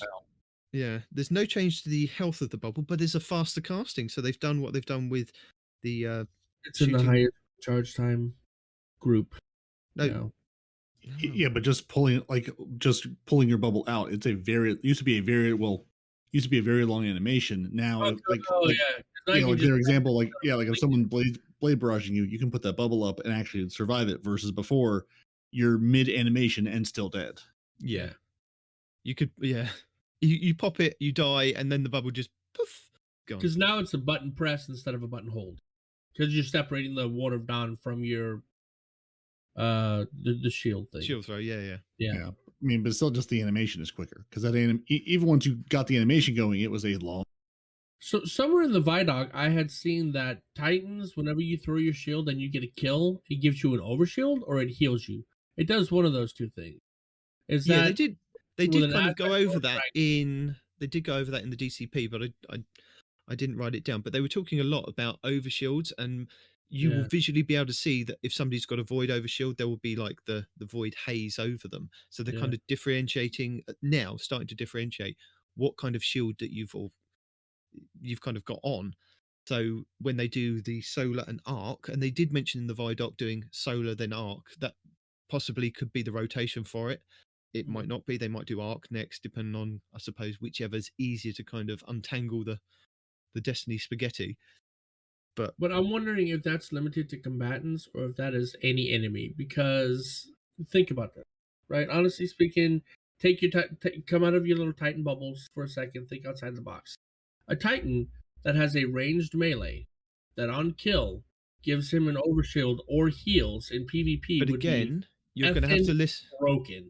You're going to have to listen to DCP because they did break it down for what the overshield resistance and lasting effects are in PvP and PvE. Yeah. They have separated them. There is a shorter duration or a amount of damage you can take before kind of dying. So don't worry about it. They've got you covered. Yeah, these I would assume to come out of the box with PvE and PvP tuning on them as they've slowly tuned stasis for PvE and PvP both.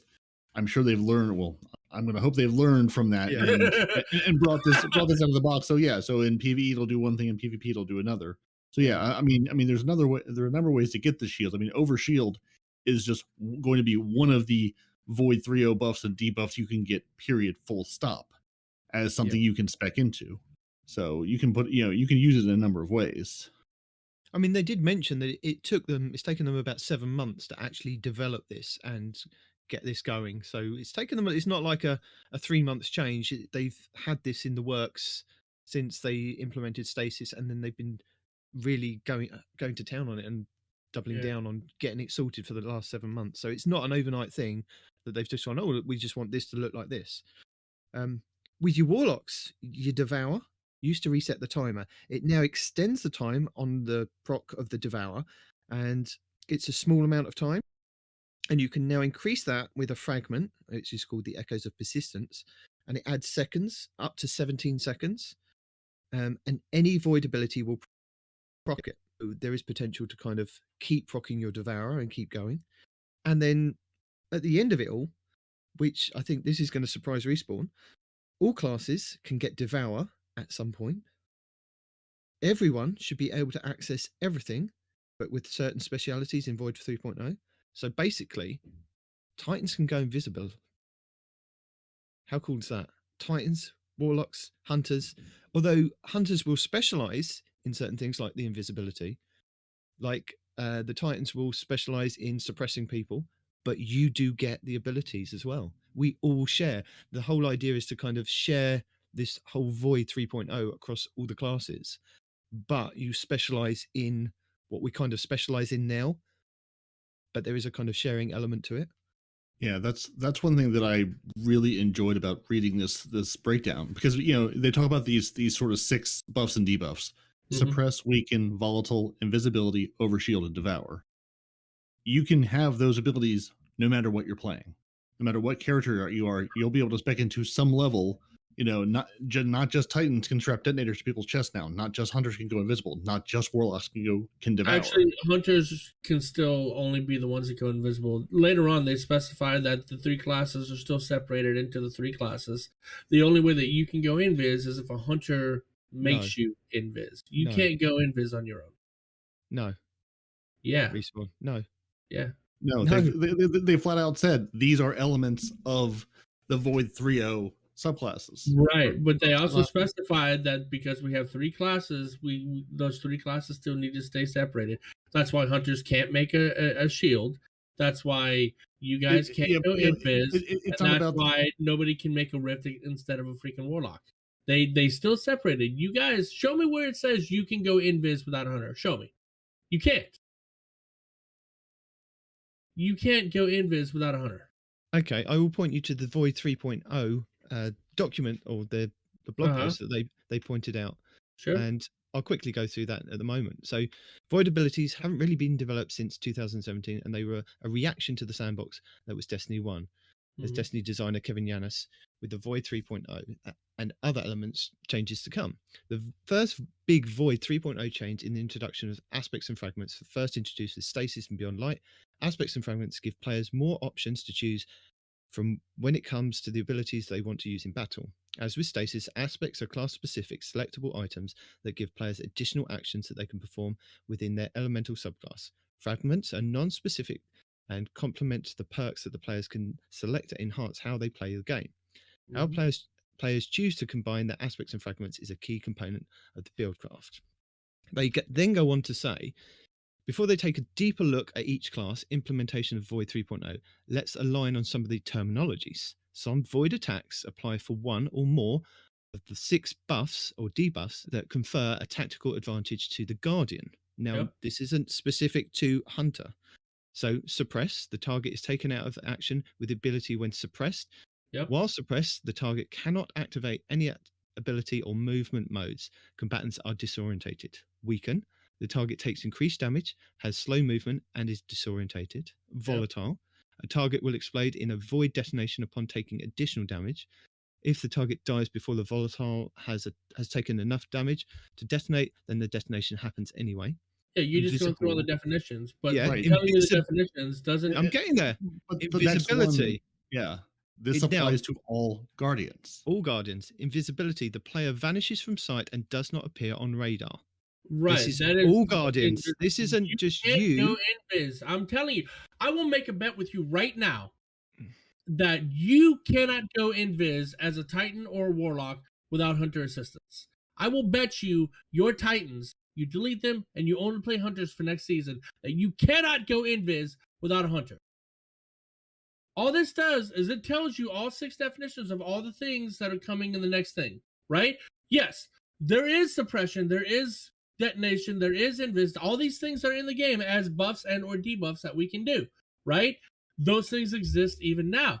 But just because they give you the definition and it says it applies to all Guardians, true, but you don't have the capability of going invis. I will point you back to the DCP podcast. You can be invis. If a Hunter makes you invis, then yes, you have the invis buff on you. I will point you back to the DCP podcast where the Destiny devs, your own invisibility. The Destiny devs said everyone should be able to access everything, but with certain specialities in Void 3.0. Certain specialities. There's the key word. Meaning you can't go invis without us. They haven't said that. But that's what it means. If you can go invis without a Hunter, then there is no point in having classes in this goddamn game. Well, then I've got bad news. Then when you start suppressing, you better never suppress anybody, because you're going to have the ability to suppress, just like I'm going to have the ability to devour. Yes. That's fine. The entire. Why is that fine? Because those are initiated by grenades. The entire. Those are attached to the grenades that we all have now. You guys don't have a smoke bomb. Do you? The entire purpose of this rework is to make things less class specific and allow you to build into them. Take me up on the bet then. Take me up on it. If you're Take so up on the confident. bet. What are we betting? I'm betting. Look, if you can go invis without a Hunter, like you can throw your own invis grenade at your feet and go invis as a Titan, then I will win a Titan all season. If you can't go invis on your own without assistance of an exotic weapon or something, right? You don't have No. You said we couldn't go invis. You're putting all these stipulations on it. No. You just said without Hunter yourself. assistance. I'll take the without Hunter assistance or the exotic Rat King. Yeah, no, you yourself have to be able to do it. Out the box. As a Titan. Just using your void fragments and aspects. No weapons, no armor. You have to be able to do it. You don't know whether it's an exotic piece of armor that's coming later on that could make the Titans to go invisible for a certain period of time. If they pop the rally barricade, it swaps it for invisibility. We don't know. We don't know how they've built it. And you're not going to know until at least after the world's first. I'm telling you, man. So, Overshield, the player gains the protective barrier that immediately stacks on top of their existing health and shields and intercepts incoming damage. Overshield reduces damage taken from PvE combatants. Devour, the player is immediately restored to full health upon activation of Devour from any source and is granted grenade energy. When the player gets any kill with Devour active, they are restored to full health, granted grenade energy, and their Devour buff I don't think Hunters or Titans can use Devour. I think that's only going to be a Warlock thing still. Got some bad news for you if you read down a little bit further there, bud. Where are we reading at? We'll get there. Okay. So New Light. Read down where? I'm coming back to it in a second. New Light will get a run through of the acquiring aspects and fragments for Void 3.0 rather than Stasis like we did with Beyond Light. There will be extra fragments locked behind Raid World First. And they're not going to discuss that. That's secret. Right. And as I said, New Light starts on Void with a basic kit to start off with. Void 3.0, they just wanted to clarify, is free to all players. And they did kind of break down what the super tiers have changed to. So in the Witch Queen, your Mobius Quiver Shadow Shot was in tier 3. It is now in tier 2. Nova Bombs, they were in tier, I think they just said they're going into tier 3. Behemoth is going up from tier 1 to tier 2, which is faster. Shadebinder is up from 1 to 2, again faster. Fist of Havoc, again up from 1 to tier 2. Arc Staff is going down from 3 to 2. Dawnblade was 2, is going to go to 1, and Deadfall Shadow Shot is going from 3 to 4. So they did kind of clarify that. But I will, as I said, I'll link the DCP podcast for everybody to kind of listen and make up their own mind of what Bungie have said they're going to do with Void.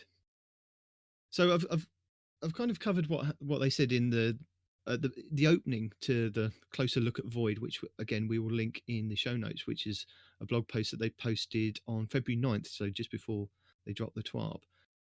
You were going to go over a few more points from that, weren't you? Or were we just going to quickly have a look at what they said about each different class?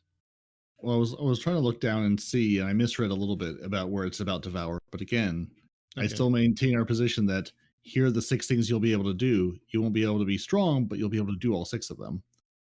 Because I mean, they do talk about the aspects and the fragments in depth. At least, we've already covered all those already. Yeah. So with your Titans, Void-enabled Titan is the stalwart shield of the fire team, whether serving up the Ward of Dawn protective bubble to withstand furious enemy assaults or charge the battlefield shield in hand, mowing down opponents, 1 shield toss at a time.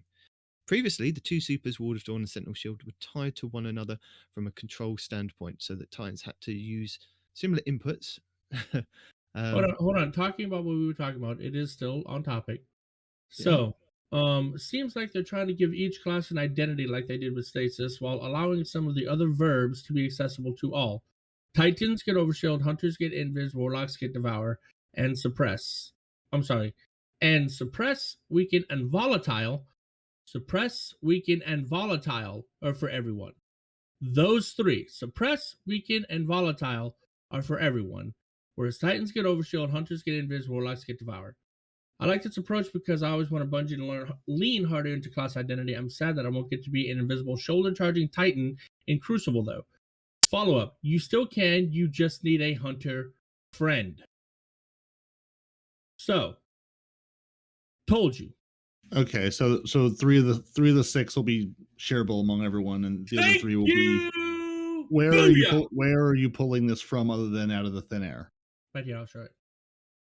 Can I get a link? I am posting the link. Yes, sir. Very good. Right. Is it this week at Bungie? No, they pull it from. And is this from somebody at Bungie or someone else? It is a Reddit link. It is a Reddit link that pulled from the Bungie.net news article. Oh, closer look at Void 3.0. Okay, yeah, they pulled it from there. So what we're going through now? Yeah. Okay. But again, I'll just reiterate back to you what they've said is that they want everybody to have everything. So not necessarily, I didn't say it was shipping with the Witch Queen. I said that that's what Bungie have said, is that they want everybody to have access to all the abilities in Void 2.0. And I'm telling you, that's true to a point. To a point. So at some point, they are going to let the Titans be invisible. Without the Hunters. With the Rat King or something similar. Without the Hunters. It's part of the Void build. So whether it's an aspect or fragment, or whether it's an exotic that ties into having to use Void. Because could you imagine a Hunter running around with Overshields and or Devour? Yeah. You guys would immediately say it's broken. No, why would it matter? Because you get a limited, if a Hunter got it, it would be a limited port, like a limited amount of whatever that ability is. But because it ties into Void, you're kind of having to build into that. We would get, like, you would get the full usage of, like the Invis, say you get like 15 seconds if you wear a certain exotic, whereas we would only get maybe like 5 to 7 seconds if we were doing our exotic or something. But it's just like that kind of, we're all one subclass. But that's just it, though, man. They can't do that because of the whole. They can. That's why they've reworked it. If you do that, then there's no point in having classes.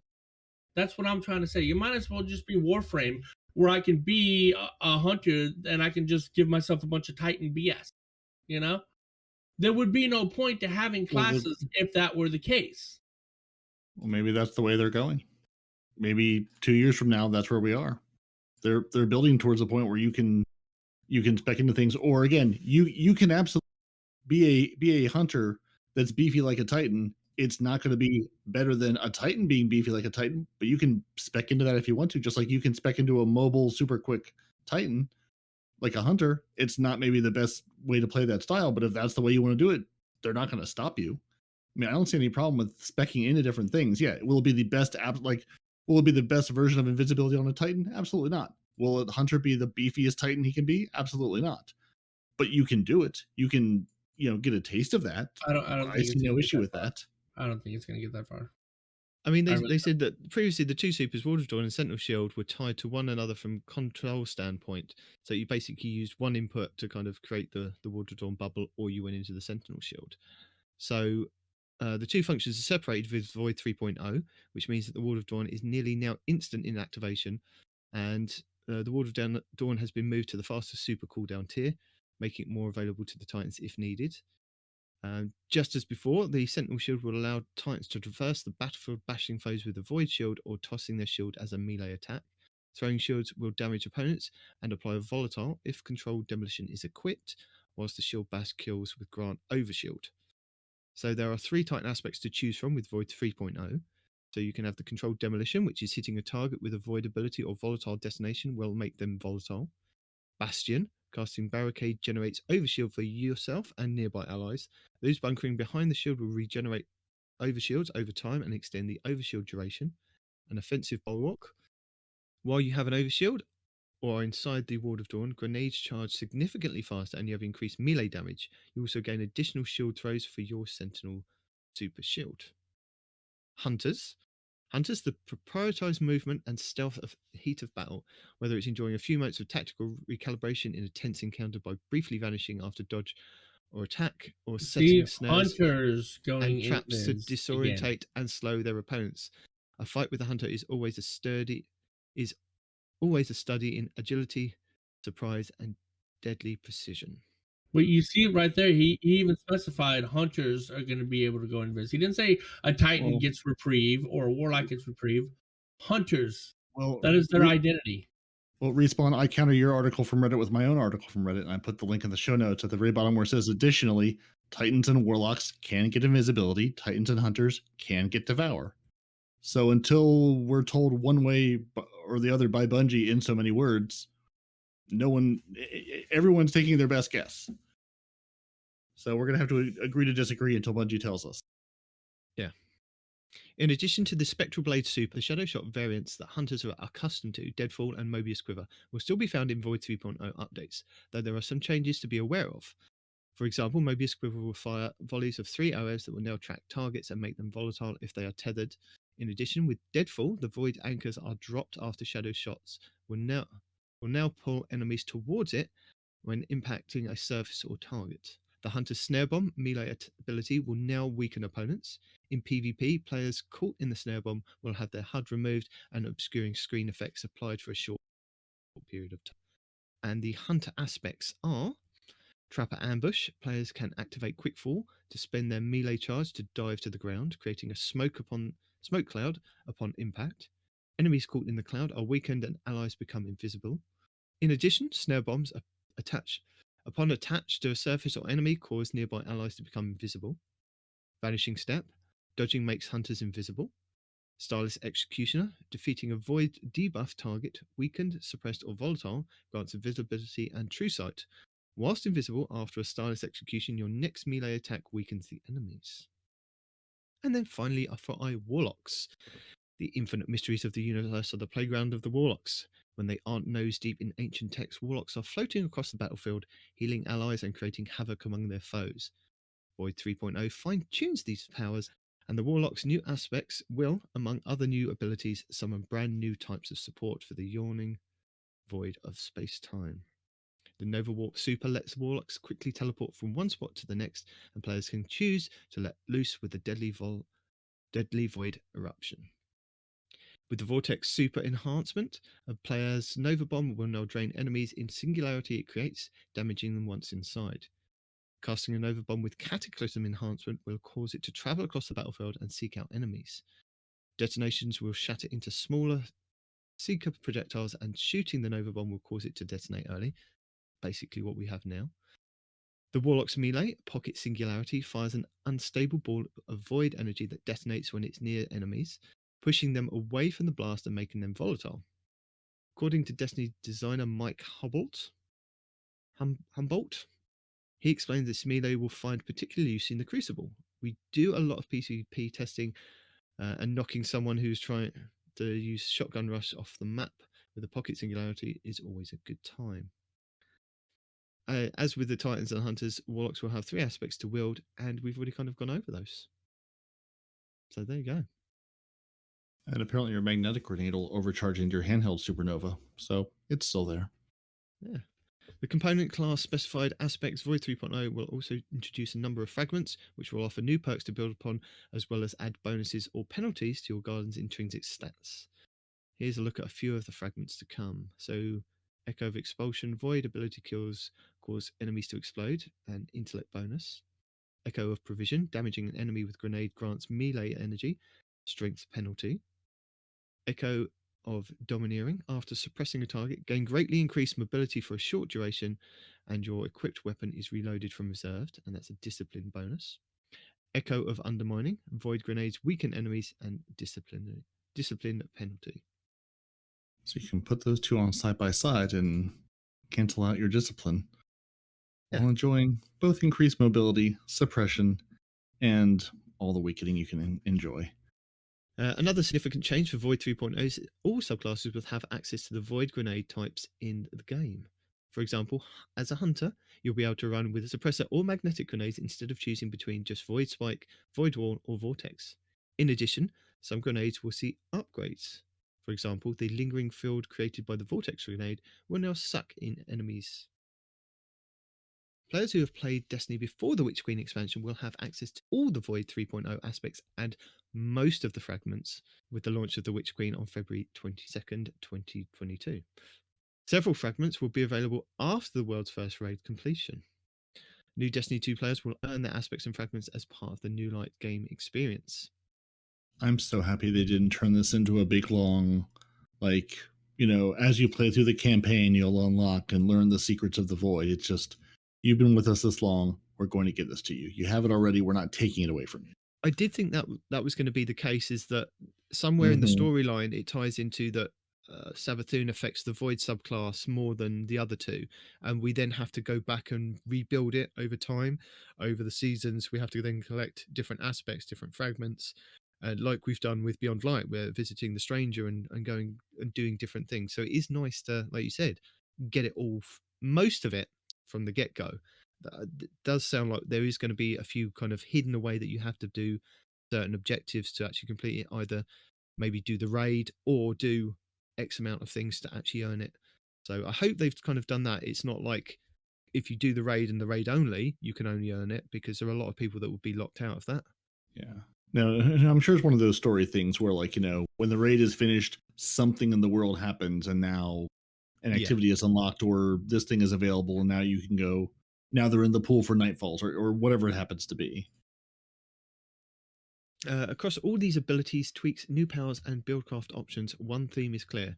The team behind Void 3.0 is focused on giving Guardians the chance to fulfill the fantasy of their chosen class by giving them ample opportunities to do what their class does best. As Dunn puts it, we've built out multiple ways for the player to access and key off their core verbs. I'm just looking forward to getting this in my hands and playing with it. I never really did really play with the stasis subclass much. I think part of it was just all the Titan. I never quite got the handle of the super and the movement, and I understand it, but I never quite enjoyed it. Whereas the Void subclass is what I've mained for the last 2 years, I feel like, on the Titan especially. So I'm really excited to get my hands on that and just be able to play with, as they were saying, I can't remember if it was the podcast or the TWAB or the ViDoc, where they were saying, basically we had the 4 diamonds before. You could pick 4 diamonds, and those are your only options. Being able to actually choose what I want to do and really spec into something, or I want to spec into my volatility and my suppression, or I really want that overshield. And so I'm excited to play with, or cautiously excited to play with this, we'll say. I've really enjoyed the Stasis Hunters. Now that was a game changer. I mean, apart from running like the void tethers in raids and things, where it was kind of that's kind of what you did. You never ran Arc, did you? Respawn. You never ran. I mean, you Nope. could possibly run Golden Gun with Solar Celestial and Nighthawk. Void is the only ones you ever take into a raid. Yeah. So it's like it just gave you another thing, because if you like with this season, if you threw out your Stasis Tornado, you gave the team a buff if you had one of the mods on from your artifact of if they used their light abilities. So I like that with the Stasis not even Hunter. a tornado, just the Dustfield grenade was enough to proc it. But you know what? Yeah, you know what I mean. Yeah. It's just like I agree with you with the Titans. It was like a drunk toddler. That thing just went all over the place, and I would rather. I'd only use it to kind of buff my stats and maybe use it to build into like grenade throwing or shields and things like that. I wouldn't necessarily use it. I mean, I've been using solar for so many months now, and I can't wait for a solar overhaul. But then I don't want to lose what I've kind of built into with solar now. Are you not worried going into this with them changing stuff? And like they said with the hunters, some little key points have been taken out or reworked. So are you not kind of worried about that, or are you just happy to go ahead? No, I'm not worried about it at all, because what it sounds like is because I don't use poison anything as a hunter, right? So if I can just get rid of any and all aspects that have to do with poison and just spec into invis, so much invis, that's all I want is all of the invis, then I'm happy. That's all I care about is my invis. And if I can choose all these aspects and fragments that would improve my abilities to go invis, or to make my teammates invis, or to get bonuses from being invisible, then that's exactly what I'm looking forward to. I just want to strap detonators to people's chest still. That's they're not taking my volatility away. That was my only not concern, but that they might tweak that and play with that. I mean, that was really, the suppression was fun to a point, but and that it's a grenade. I feel like it had limited use and limited. I don't know, it's not the thing I turn to, but the volatility is what I really enjoy playing with, and I'm excited to play with someone like the weakening mechanic, where not only can I suppress you, I can then also maybe weaken you, or get my overshield and then weaken you, and then just go to town on you, wail on the boss or whoever it is. So I'm curious to see how this to other grenades, man, because hunters have always had the short end of the stick on grenades, man. And the fact that, at least in the void aspect, we're all going to be on the same page in regards to grenades specifically. And that, I think, is good. Because I don't think grenades should be a defining factor of what class you want to play. So what grenade, because I know it's magnetic grenades for the Titan. Mm-hmm. What's the hunter? The hunters that we have currently is the void spike. Wall, the void spike, and then it's like a grenade that puts a little void the black hole thing in an area. It's like the warlock one. You throw it down like the solar grenade for the warlocks. Exactly. It burns on the floor it's shorter than what the warlock solar grenade is, isn't it? I don't know. It lasts a while. I've never timed it specifically. Maybe I've been playing some races too much when I throw out those void. Maybe those solar grenades. So I mean, am I wrong that there's like today in the game only the Titans have magnetic grenades? Like no, correct. you're not throwing. You have magnetic and suppression. Currently. Right. So what is there not one that only the hunters have? I'm sure the hunters have something. Only the hunters void have stick on the wall. No, because and Titans the void have wall the lightning equivalent of that. So that's not even I mean, the Titans have a lightning grenade, which is, I mean, not exactly the same thing, but basically the same thing as a void stick. And we have the void wall grenade as well. Right, I was trying to figure out if I knew the magnetic guys, didn't know if the warlock and the hunters had a class specific grenade that only they had. Nope. Well, not the hunters anyway. You have the void stick. You have the void stick is similar to your lightning grenade. Yes, but you have that. We don't have that, and neither do the warlocks. You have the lightning equivalent. The warlocks don't, but there's like no like magnetic equivalent. That's what I guess what I was trying to get to. Like, there's no magnetic equivalent. No, we have a stick, but our sticky we have to aim that. There's no curving towards the enemy. Well, I mean, so do we. I mean, you still have to throw the grenade at the thing you're throwing it on. Okay, you've got this. Magnetic. Yeah, no, it's called magnetic because it kind of goes to. You have some aim assist a little bit. Yeah, Yeah. Okay. I was just trying to figure out, if there were other. Yeah, because I know we're gonna all share grenades come Tuesday, but I wasn't sure if I should be excited about getting new grenades. And that does make sense for the hunters, at least, to have access to suppression, because that's what our tether does. So why is it that we have a tether that can suppress, but we never had access to the suppression grenades or the suppression because they debuff aside from tether? Because they haven't touched this class since 2017. So this class is 5 years old. And yeah, as Nitedemon is fond of bringing up, was not even in Destiny 1 to start with. It was sort of a response to the Solar and the Arc that we did have, and was brought into the game then. So it's sort of fitting that it gets its first fancy rework after Stasis. After a hot minute. So I know you've been chomping at the bit to get this week at Bungie for the 10th of February this week, but we've kind of covered a lot of the stuff that they've put into that. I mean, they go over the ViDoc at the beginning. Bungie's basically just the ViDoc, yeah. But you were going to tell us a bit about the interactive trailer. Well, that's why I was chomping at the bit, because it's the ViDoc, and it's the interactive trailer, and then it's all about Void 3.0. So we've done 2/3 of those. Yeah, the interactive trailer I thought was interesting. I was just, as I've seen several people say, "Oh, this is nothing new. This is nothing." Sell it to me. Then. Sell it to me. Right? Yeah.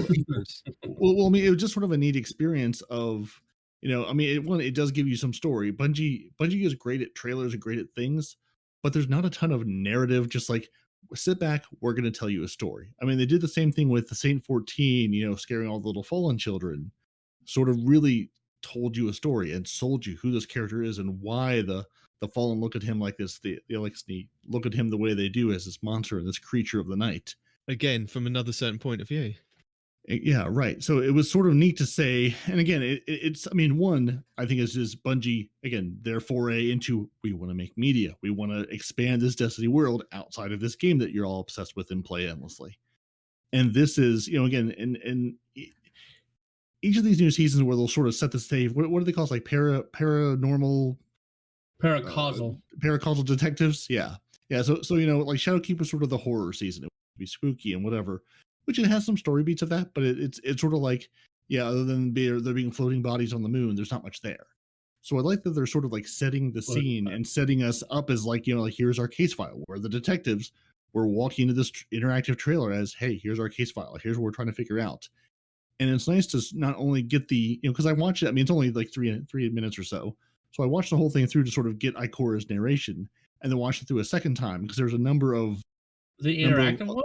Yeah, because there's a number of little pop-ups, like little, it looks like little dice, and it's also marked by little dots on the timeline, where if you click into those, it'll give you, additional information about the worm gods, who they were, and sort of why you care. So it's nice to have the story of, hey, here's what you're doing, here's the detective story we're about to launch you in on, but then also some context where it doesn't take away from their narrative. You can click on here to go. Yeah, exactly. Some narrative to be like, okay, who are these people and why do we care? Whether you come to this fresh or you're just like, I shoot aliens, I don't know who they are or why. So if you do want to get a little deeper and go, why are we doing this? Why are we? Because they're shooting at me. That's why. Yeah, they started shooting me, so I shot back. Yeah, it just gives you a little bit more there. And honestly, it was just sort of nice. I don't know. I just like the storytelling of it. Like I like that I could watch it and then get a little bit more out of it, because I would really like to, like, I really enjoy Lore's ARF. Yes, I really enjoy ARF's lore, and I enjoy the lore, but I am not good at reading things and putting them together in context. Because it'll be like, here's 16 names. Who are these people? Right. Why are they doing what they're doing? I definitely had Destiny PD open as he was reading to go, okay, here's who's telling me the story. Who is this person and why are they telling me this? Oh, you're related to Crota, you're in this fallen, that's why you care about this. So which makes me stupidly excited for whatever, TV, movies, comics, books, whatever they're going to put out about the Destiny universe. And two, I enjoyed this trailer for the same reason. Of it gave me some story beat and a little backstory and context with the who's and the how's and the whys. And I want to have feelings over the whole paracausal detective thing, but it sort of just feels like, I don't know, the storytelling has definitely gotten better, but it's definitely not what I played the game for and not really what I'm invested in. So again, if I can enjoy the story sort of outside of the game, I am more than happy to do that. So I don't know if I sold it to Nitedemon, but there's my pitch. I'm sold. Way more than 30 seconds. You don't have to sell me too much. I mean, I figured I could just be like, hey, there's a thing, and you're already there. Your money's well, outweighed me. It literally, you posted it in the chat. You went, "There's a new interactive trade." I was like, I'm not even bothering to say thank you. I'm just going to go and click it. That's it. I'm there. There, done, on it. I thought it would take longer than just a few minutes because, like, the whole point of the interactive thing was so that the detectives, the guys that go in and try to find the hidden stuff would have the ability to do so with the interactive version. So when you said it was only like 3 minutes, I was like, what? We watch. I mean, like Cora's narration is 3 minutes. You can spend as long as you want looking in there and picking it apart and seeing what you want to do. Gotcha. I may want to go into the 12 though and pull these images of the warlock and the hunter and put those as beautiful backgrounds, because just the void vibe I've always liked, and this artwork is beautiful and I really like it. It is very pretty. It is. Yeah. So and the 12 we're not going to rehash it. We've already spent the last 16 hours going over all the void subclass changes. What do you mean we're not going to rehash it? I love rehashing. People need to know. You do this. This is true. There is never a word you have seen that you have not A, tried to read, B, stumbled over, and then C, edited to perfection. Oh yeah, thank you. So, would you like me to recap the aspects and fragments, or can we indeed skip past the Void 3.0 as we've talked about Void 3.0 in depth? Just skip down to the new exotics that we haven't talked about yet. To be honest, I think people it's just going to be fun to play with. Just stop listening to us tell you about the Void 3.0 and just go and play it. Play what it is now, see what it's like, and go, yeah, that's all right. But in 2 weeks, so many days, it's going to be fantastic. Mm-hmm. Yeah, 10 days from as we record, and even less from as you hear this. So yeah. So tell us about the legendary campaign stuff, because that's interesting. Legendary campaign stuff. Where's that at? It really do be like that sometimes. So basically they say, Guardians have been asking for a challenge. So they've created for us a challenge from the company that brought you Halo. From the stories of Halo, playing the Halo campaigns with your friends over and over again, laughing your heads off, driving each other off of maps. Bungie's like, what if we did that with the campaign? Which is, I kind of feel like a long time been just sort of like a throwaway part of this game. Like you do it once and maybe help your friend through it, but then do you ever go back and play it? Do you ever think about the campaign after that? Ever? Nitedemon, not counting you, because there's something you can go back and claim without a doubt. But for the rest of us, like, is it ever a thing you ever think about interacting with again? I mean, no. So I'm happy that there's now a reason. If they were in the game, people would like to play them every now and then. Right. Yeah. And again, if there's a reason, like if you had, different difficulties, like if you get double reward chests if you get your double chest rewards offering 1 to 3 extra chests per mission. So you get to receive one player at some points, or are you going to be able to put a fire team together and go from beginning to end as a fire team? Well, Respawn, the mighty are forged in battle, but is it that way for solo players too? Bungie's had a lot of aspirational content in the past, but Legendary gives us a chance to give solo players more equal footing with those opting to play with a fire team. Enemy damage and health scales to match your fire team, so it won't be a 1-to-1 because triple buff health just isn't fun. Oh. But even so, you can go in by yourself. You can go in solo or with a fire team, and the activity will scale for whether there's 1 of you, 2 of you, 3 of you. So you can play any way you want to play. You can do it solo. You can bring a friend. You can bring 2 friends. You can bring 3 friends, but they have to be buddies of some sort with a warlock. That's the rule. The way we have it. And if you're jumping into doing this, again, we listed some rewards you could get, but if you want the legendary difficulty, I know, why would you not at some point? If you complete all missions on legendary, it'll players the following: a new exclusive emblem to those who complete the campaign on legendary difficulty, a triumph. Oh, you hear the Nitedemon? A triumph required for the newest title for Throne World. Yep, a new triumph for your Throne World title. Yep. A set of gear 20 above the soft cap at 1520 power level. What? So day 1, set of gear 20 above the soft cap. 8, you read that right, 8 upgrade modules. Your new Witch Queen exotic armor that is typically reserved for the PED lost sectors, which is, I don't know what the PED lost sector drops. That's the But one that threw you me. can't do this on day one, though, right? Because like other. Yes. Why Well, wouldn't you? Yes, And you also can do it's it from day one. Well, I'm telling you why you Bungie can't. reward. I'm telling you why you can't. It might be available from day one, No. but you might be light level restricted. You can't No. do a legendary. No. Peroty's unless going to continue reading. Listen, Oh, you do this all the time. Listen. right. So first off, how difficult is this going to be? Well, to set the difficulty expectations, the campaign has been designed to be harder than a Legend Nightfall, though easier than a solo dungeon or a Grandmaster. So Wow. difficult, but not impossible. Enemies are more difficult and more aggressive. They'll have higher damage resistance. Again, it scales up just like anything else. Different modifiers, all that Probably good have stuff. champions. Yeah.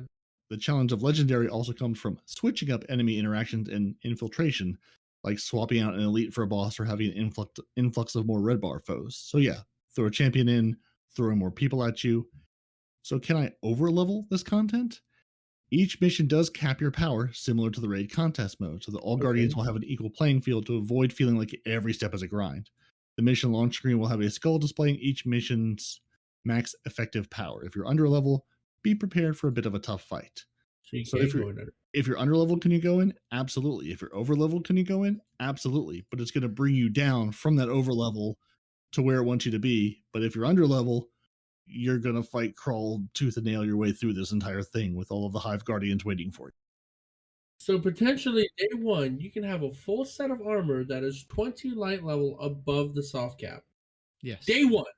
Mm-hmm. Yes.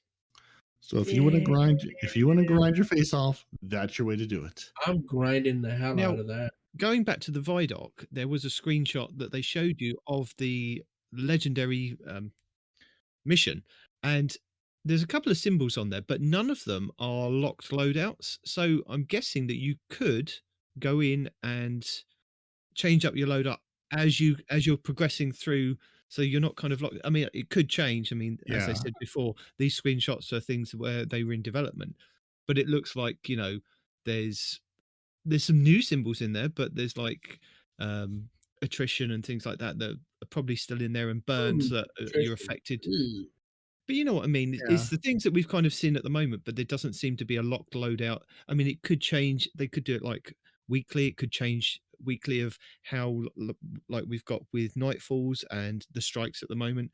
Each week is a different set of legendary objectives to go through. So they may have a match game week. They may not. It's interesting from what they showed us in the ViDoc anyway. For our newer players, the reason attrition puts a bad taste in your mouth is because you can't heal.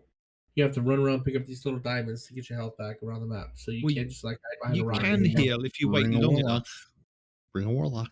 No, you can heal if you wait long enough. Can you? You can only heal to a certain point, though. No, if you wait long enough, it will re-heal you.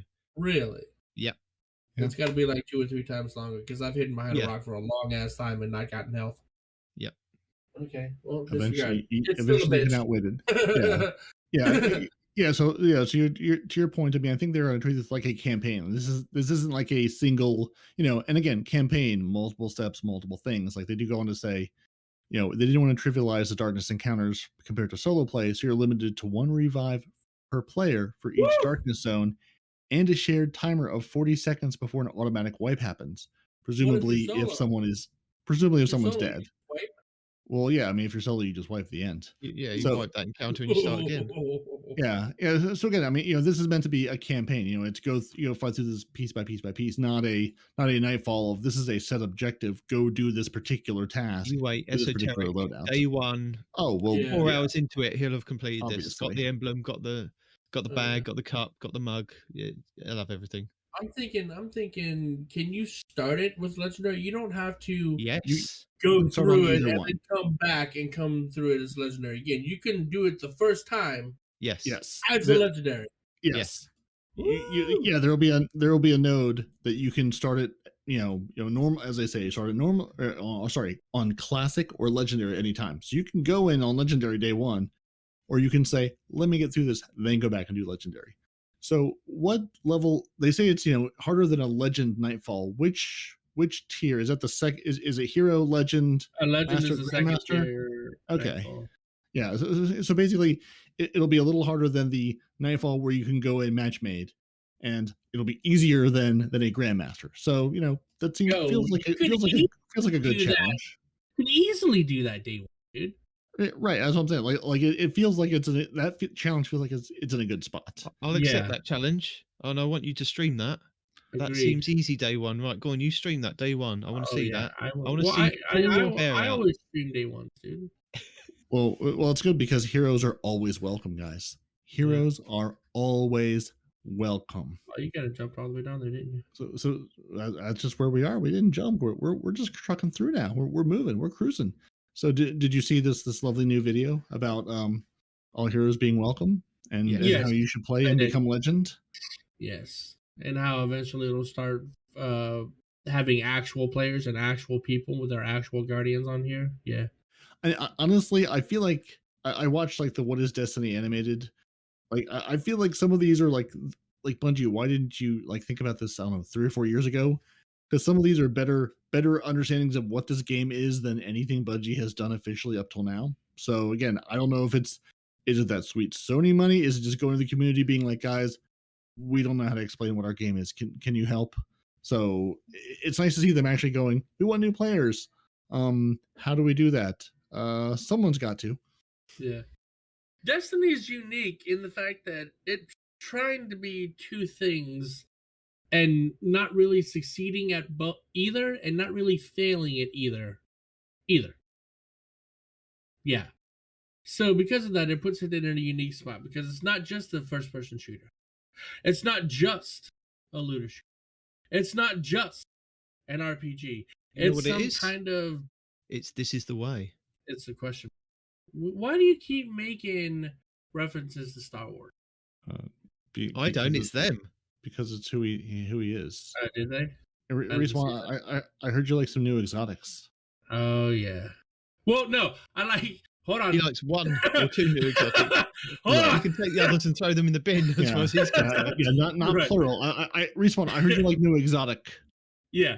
Let me go over this because I have some opinions on this. Okay, so excitement in his voice. I am shocked. Shut up. I haven't read anything yet. So these days, Destiny 2 literally has a fashion show. So I think we're long past days of pretending Destiny isn't a massive flex of gear and those sweet, sweet dance moves.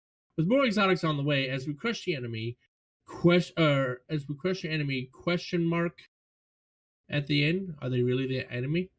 Hive ghosts with our bare hands. We wanted to give a little sneak peek at some of the new exotic armor that Guardians will be able to don and what sort of perks they come with.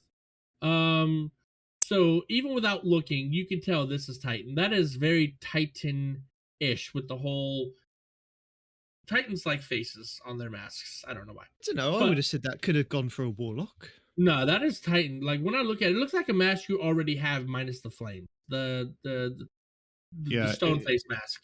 It's not the Titans like having faces on their masks. They keep giving them to us and we never use them. And we put them in the vault and never think about them again. Which may or may not be the fate of this one. So let's see. It's all fun and games in the Destiny class war until somebody takes it seriously. So without further ado, let's dive into what goodies all 3 classes will have in store and a little additional insight from the dev team. This one right here, this one that's on fire with the little flaming elf ears, says it's the Loreley Splendor Helm for Titan. And it's more than just a pretty face. It has, and this is terrifying for PvP, it has Cauterizing Flame perk. This allows for sunspots to heal players when they have Sun Warrior. Additionally, are you critically wounded? No big deal. The perk also ensures that a sunspot is created in your location to give you that one last fighting chance with a quick grenade and melee ability recharge and longer supers. Plus, more damage? Question mark. Jotun. Always a good thing. Jotun aside. So, no, I'm going to be pairing that with Jotun. See if that works with Jotun, because that gives you the sunspots. But stand by, right? So you have Jotun, the exotic, you have a helmet. You have a helmet rifle. That makes your sunspots heal, right? Which is already terrifying. But the part of this helmet that really scares the bejesus out of me is let's say you're a warlock, or let's say you're any class. You run up on this Titan, you go to melee him, you go to shoot him in the face with a shotgun, whatever, right? Instantly, a sunspot spawns at his feet, both damaging you and healing him at the same time, and then he just nukes you, with his shotgun or his melees or his Jotun or whatever, right? This is going to give Titans unbelievable survivability in PvP. I'm calling it right now. But the next one used for a day and never again. Well, I think this is honestly, I think this is going to be very used in PvP, and especially some high-end PvE activities. Giving you that extra survivability and healing sunspots is really going to give Titans some versatility in some of the higher-end PvE content. I think this is going to give you a chance to get out of your Superman Slam or out of your Titan Bubble, safe spots. To use your sweet little tiny throwing hammers against big bosses to do DPS? No, not even that. No, not even that, right? Like, so it gives you survivability. It gives your team survivability because your sunspots heal. So if you have a Jotun, like what he's talking about, or anything else that can spawn these sunspots, you're giving your team a bunch of survivability. Like little warlock rifts all over the damn map, wherever you spawn one of these sunspots, So and I'm going to ask Nitedemon because I don't remember, and I know Respawn wouldn't know. How do you create a sunspot? Can you do it with a weapon? Does it have to be a grenade? How does one make a sunspot to take advantage of this? It's normally an ability. It's on the bottom tree of the Sunbreaker Titans, and it's normally either a grenade or a melee, and it creates a sunspot that if you're meleeing somebody, it creates a sunspot where you are anyway, where they kind of burn and die, and the same with the grenade. But that's the catch. That's the catch is, in order to form the sunspot, I know this because my best friend's a Titan. In order to form a sunspot, they have to die via burn. Yes. Burn. So that's the great thing about the Jotun exotic fusion rifle, because that thing just kind of tracks and goes to people. They've actually kind of intrinsically built it so that it works with the bottom tree sunbreakers. So when you get a kill, even in PvP, it will leave a sunspot where that person has died because they burn out with the one shot of the Jotun. So you can see that this helmet might pair really nicely with the bottom tree and that burn. Because at the moment, I think you can use the boots for the Titan. And if I can just pull those up, I'll just tell you what they are. Because you can use Phoenix Cradles at the moment, which because it says Sun Warrior spots last twice as long. Allies that pass through your sunspots are granted Sun Warrior. So whereas it's a 5-second timer with just normal sunspots, with the Phoenix Cradle, it's 10 seconds, which is why Jotun pairs really well with it. So you're either going to have to, I mean, it's going to be some kind of gameplay with it, but it's going to be quite good to play with. Now, I know Respawn's going to go through these exotics for you.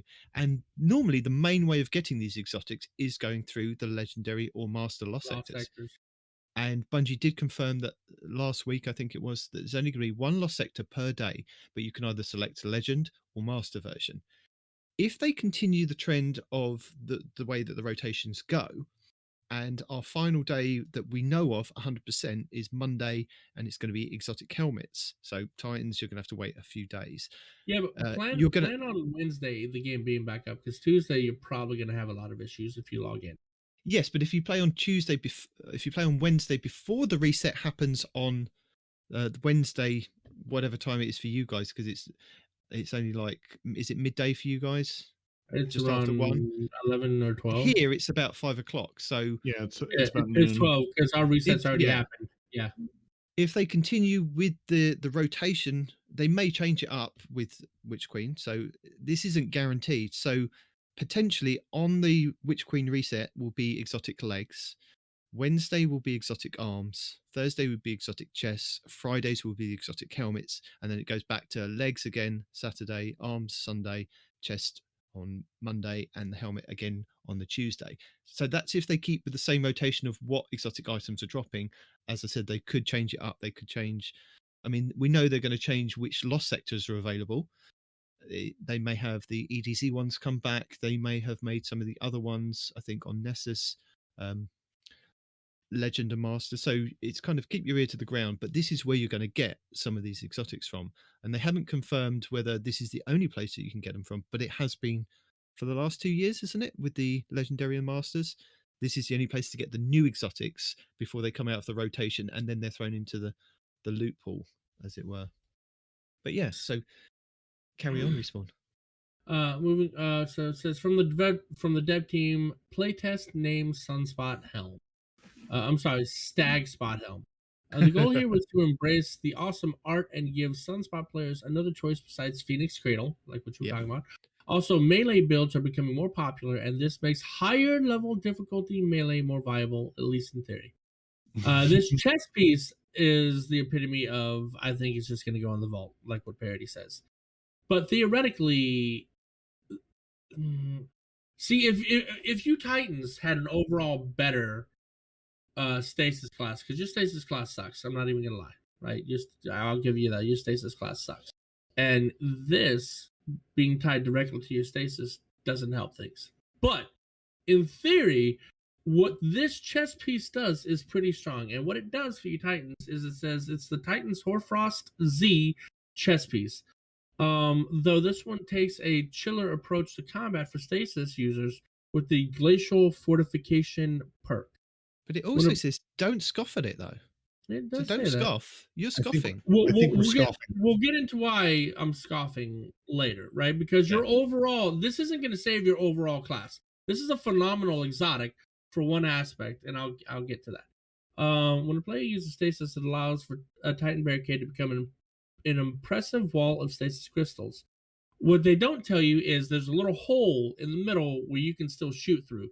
So you get a big ass wall of crystals, but the very, very middle is like your half barricade, right? Whatever that's called. Wall. Yeah, it's taller. So it gives you a way to shoot past the wall without breaking crystals, which is kind of cool. But it's a small window, so having all 3 or all 6 people shoot through that window is going to get complicated quickly.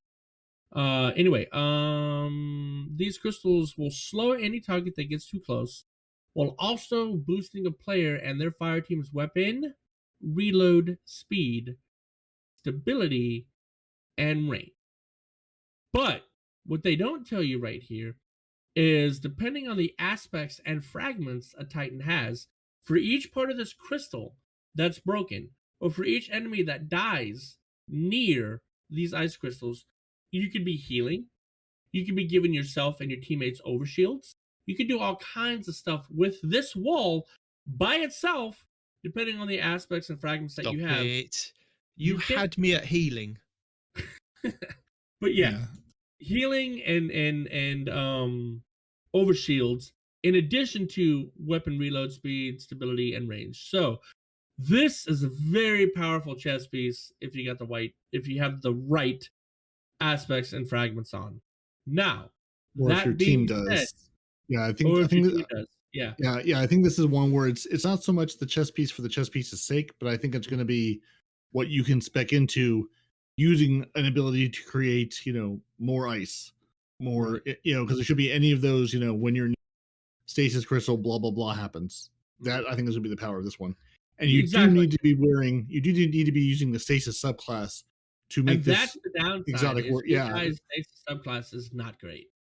It's really not. You don't have the DPS. You have the ad clear, granted, but you've got nothing for boss DPS, and that's a shame.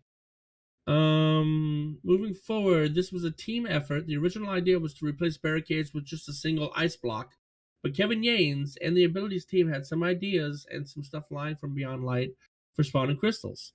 To spice it up, we wanted to have it grant new benefits of Rally Barricade, and then Giannis suggested that the spawned objects could just be a stasis version of a Rally Barricade window.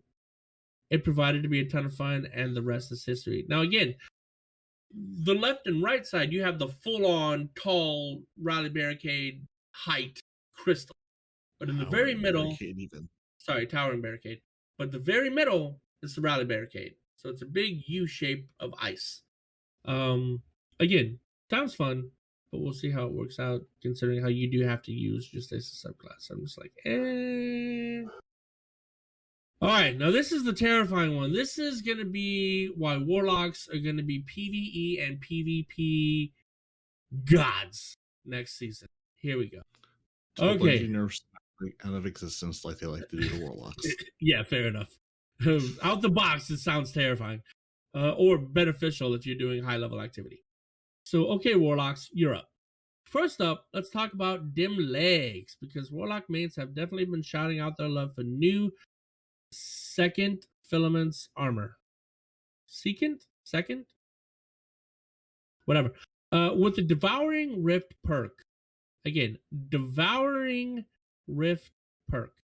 These shiny walking sticks of power will grant a player Devour when they cast their Empowering Rift, allowing for damage from both allies and individual players the ability to disrupt foes, but in style. Listen to this. It is an Empowering Rift, so your weapons do more damage. You have Devour for everybody who's in this, so they're healing upon every kill, and you can disrupt champion. 3 huge benefits from one exotic pair of pants. That is scary. And of course, the PvP aspect is Empowering Rift with Devour. Oh my god.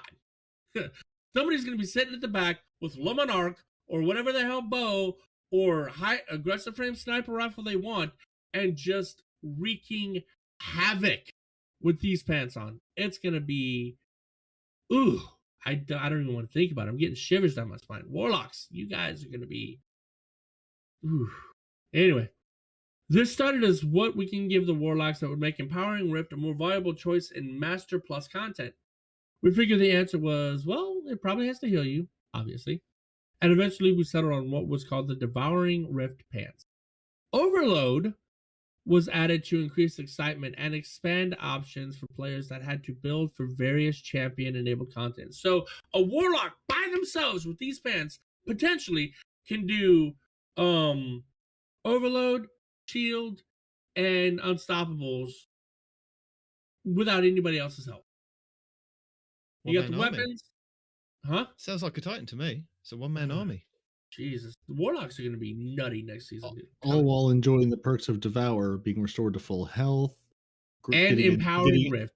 Getting additional grenade energy. When you get your kills, you're restored to full health again, gotten more grenade energy, and your Devour buff timer is extended. So, I mean, the synergy is it makes your weapons stronger, and your weapons being stronger help you secure those kills, and securing those kills keep healing you. Oh my god, dude. Oh my god. And if you put on an armor mod that with each kill gives you like additional class energy, that's dirty. All right, next up are the Osmiomancy gauntlets for Warlocks with the Fervid Cold Snapper. Honestly, no matter what exotic you get after those pants, it's irrelevant. So they should have started with this and then gone to the pants, because these seem so much lackluster compared to the previous exotic. This nifty look allows for Cold Snap grenades to have an additional charge that will recharge faster when it makes a direct impact. The Seeker spawn from Cold Snap grenades also travels further too. Since Hunters had a Duskfield modifier and Titans had something like a Glacier modifier, it felt natural to give Warlocks something for Cold Snap. Fun fact, the ground follow for this was so fast that we had a bug filed to change how it acquires targets. What's the issue? A grenade thrown near a combatant's feet could spawn a ground follow that traveled through and behind the enemy and then turn around to come directly back toward the Warlock by the time the visual effects even applied. So basically what this means is you throw the grenade, you know how you can see the little ice pop up and chase people? Before you see the ice pop up, this grenade has already spawned, gone past the enemy, and come back towards the Warlock before you even see the ice crystal spawn. Wow. That's crazy. It looked like the Cold Snaps were actively avoiding hitting targets and speeding directly away instead. A grenade that doesn't want to be a grenade. Right? And this is the exotic? That's Bungie. You shouldn't have. Really, you shouldn't have. Now, I wonder with these gauntlets, is this going to be that it's it's got two cold snaps on like the display, so that if you want to kind of hold it and have the it's the aspect, You just have isn't two it? cold snap grenades. That's Yes, it. but if you have the aspect that turns it into a turret that shoots out the ice, it Then you is could it have two turrets. yes, but is it just that it gives you two, like, you know, with some of the exotics it gives you two grenades, but then if you want to change it into the ice turrets because you've got the aspect on, maybe you can throw out two ice turrets instead. So maybe they're not as bad as you think. You could be correct.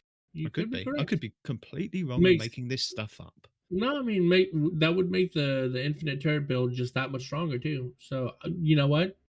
I stand corrected. I didn't even think about that. Yeah, I don't say. Yeah, I mean, because in the trailer they show you throw one grenade, then so yeah, just hold it, throw it out, hold a longer turret than a second turret. Yeah, makes sense. And don't worry, hunters, I still have love for you despite the jokes. Doubtful. You've got some pretty cool gear on the way. Hunters. Including the Blight Ranger helm with the Voltaic Mirror perk. For you lightning lovers, here's where your arc powers can truly shine. This perk allows players to redirect with their arc staff to deal an increased amount of damage and orbs of power generation for all allies. So the first part, whenever I was saying earlier, I don't see the point in doubling the damage of something that's already a one-shot.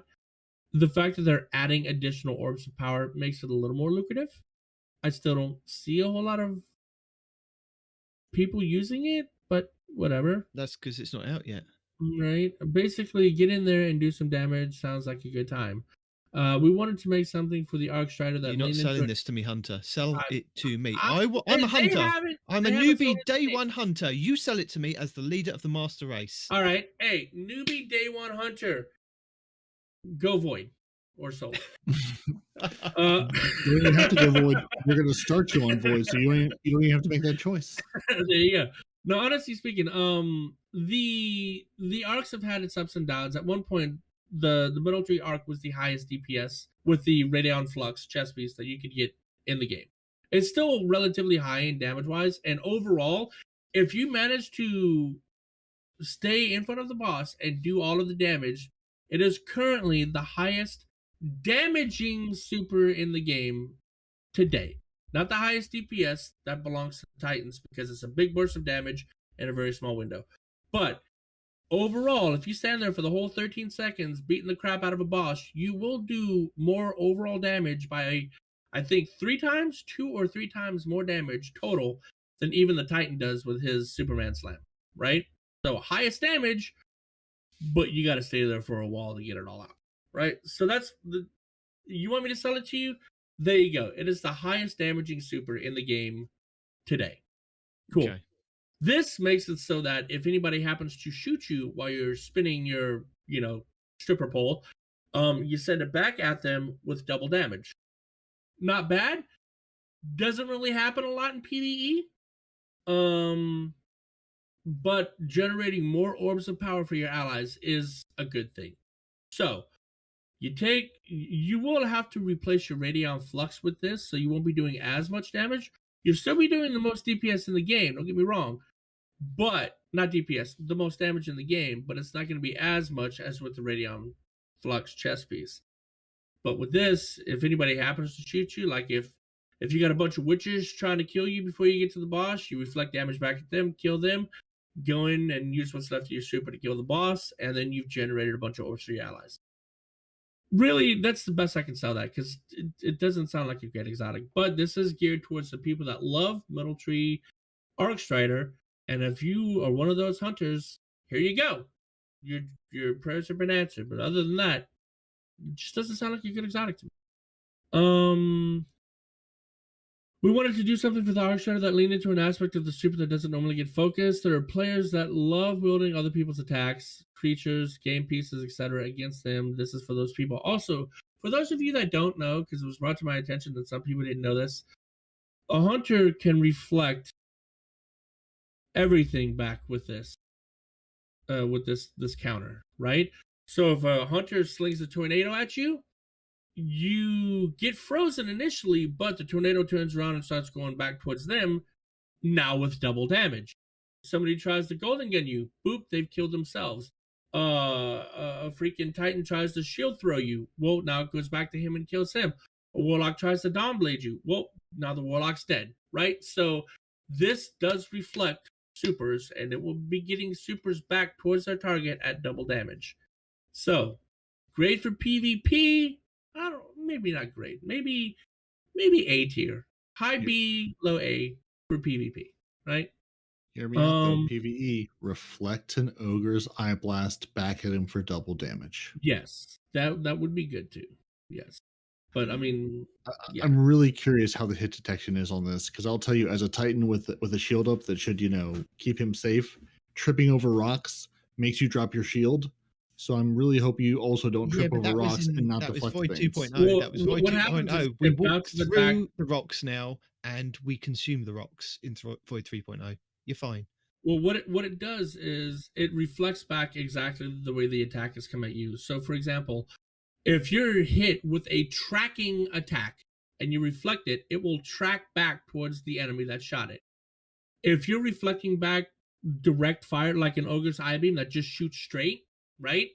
Then you're going to be reflecting it back at a straight line the other way. So if the ogre is like strafing and shooting you, you could potentially be missing him entirely, depending on how fast he's strafing, because it's not tracking. His eye beams don't track. So when you reflect it, it's just going to be going directly back from whence they came, right? So I feel like they track. It depends on the hit. Yeah.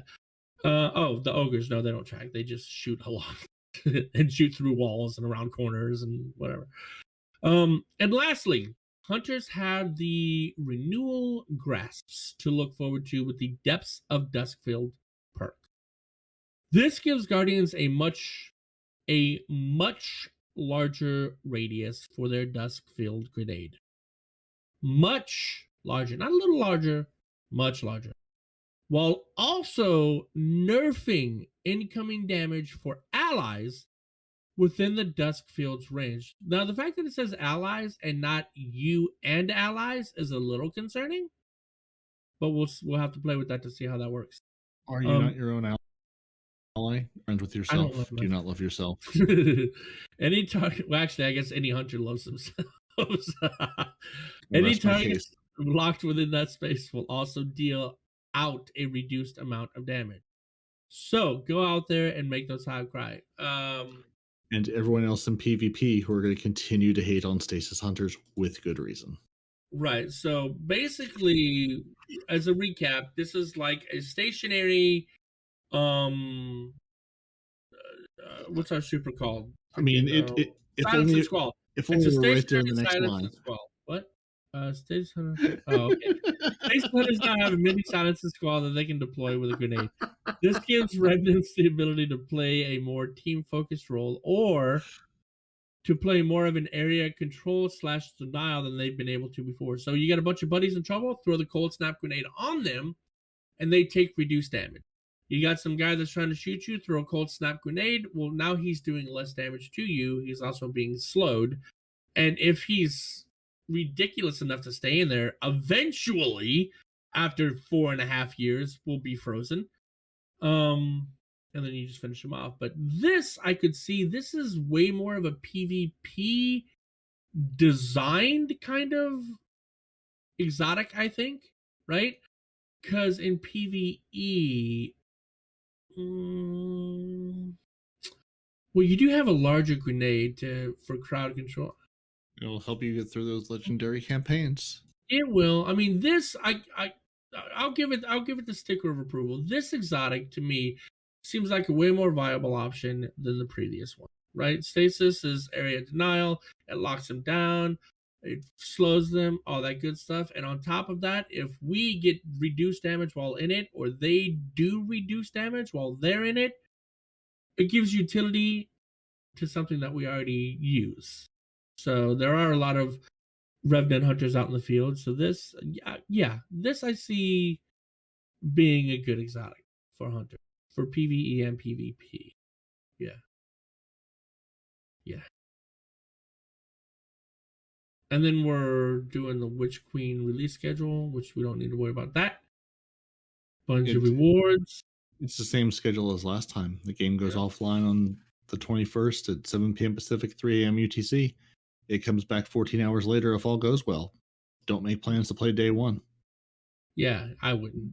Do make plans to download your new massive update before that, because basically the game goes offline.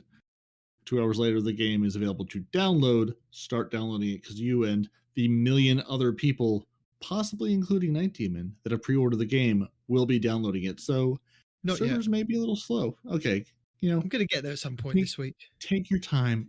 Don't rush things. It's fine. you get to have the same experience we do whether you bought it 3 months ago or the 21st after the servers go offline. I saw something online that if you're a PlayStation user, their downloads are larger for some reason, and they highly recommend you do start a pre-download before the actual download, because I mean, for some reason it's bigger for PlayStation. I don't know. Well, players using the PS4 download of Destiny 2 will be required to download the associated PS4 compatibility pack before playing the Witch Queen for the first time.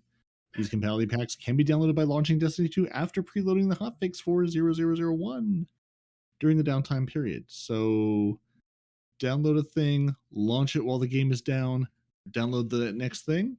So PS4 people, you may have to download more than one thing because you need a compatibility pack. How it makes you compatible, I don't know. I don't have a PS4, but be aware that there may be multiple steps. Downgrade some of the graphics or downgrade some of the aspects from a PS5 level to a PS4 would be my guess. Yeah, I don't know. Xbox, they've given up on you that you don't get a patch. Well, Xbox doesn't need a patch. Xbox is just backwards Xbox compatible. is the patch. Yeah. That's what I have strapped to my arm right now. It's fine. We do have more Bungie rewards, though, if you didn't know. We do, but not for long. They're taking them away.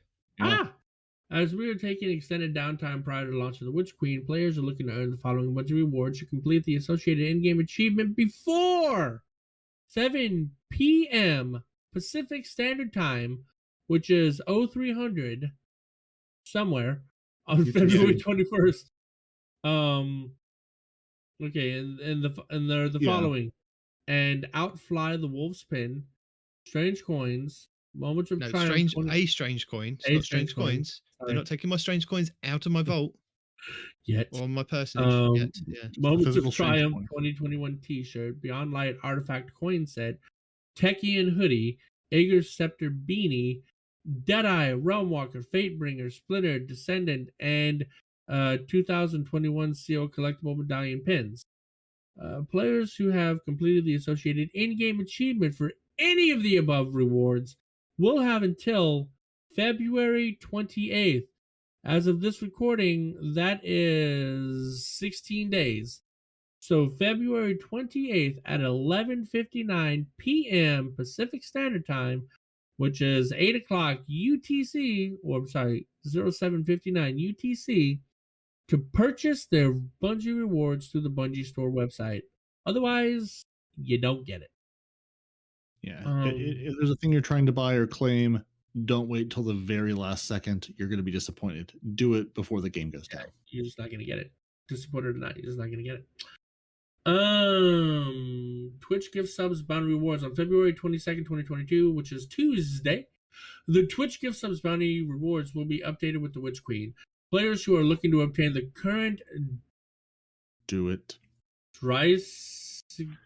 It's the Windows 95 one. That's all you need to know. It's the 95 emblem should complete the because I don't know how to sell Drysigist something. It sounds like angry in German. It's the one that looks like Windows 95. It's the one you should go get. So you should go give your favorite streamer $10 to do it for awesome. Witch Queen. Don't you have to do? Yeah, 2 gift subs. That's right, $10. Mm-hmm. For more information regarding Twitch extension, please visit this link. Weapon cycling / Year 4 content vaulting. With the launch of the Witch Queen on Tuesday, certain activities, quests, destination items, and weapons from past seasons and expansions will become unavailable to access or to earn. You're giving me PTSD just even saying that. For a full list of vaulted, deprecated, or unearnable content, please visit this player support report from this link, aka Nidedemon's checklist. Oh, tell me about it. This week, I thought I'd done everything.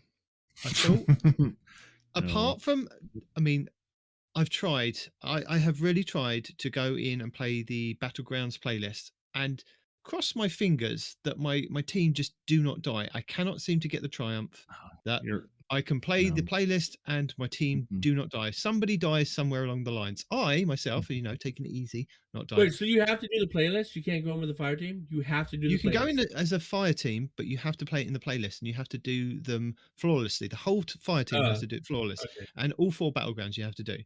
I'm kind of slowly residing myself that I'm not going to get that one done. Slowly. There's still a week to play.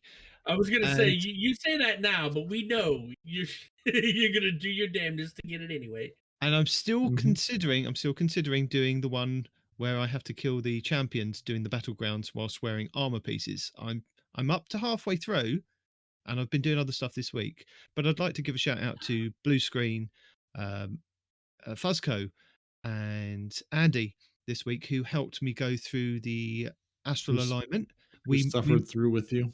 Yeah, I managed to convince them to do astral alignment this week and shoot all the little blue ballies in the ether section. And we did an astral alignment under 10 minutes to get those triumphs and challenges done. So thank you very much, guys, for that. It was much appreciated. I am still waiting on Blue Screen and Peroty to guide me through my Presage mission, which is one of the other outstanding things. You really need help with that, dude? You can solo that, dude. That's so easy. No. Getting through it is not the thing. Getting through it flawlessly. Yes. To get the emblem. There's three of us flawlessly. No, not all 3 of you, just me. Just me. I'm being selfish here.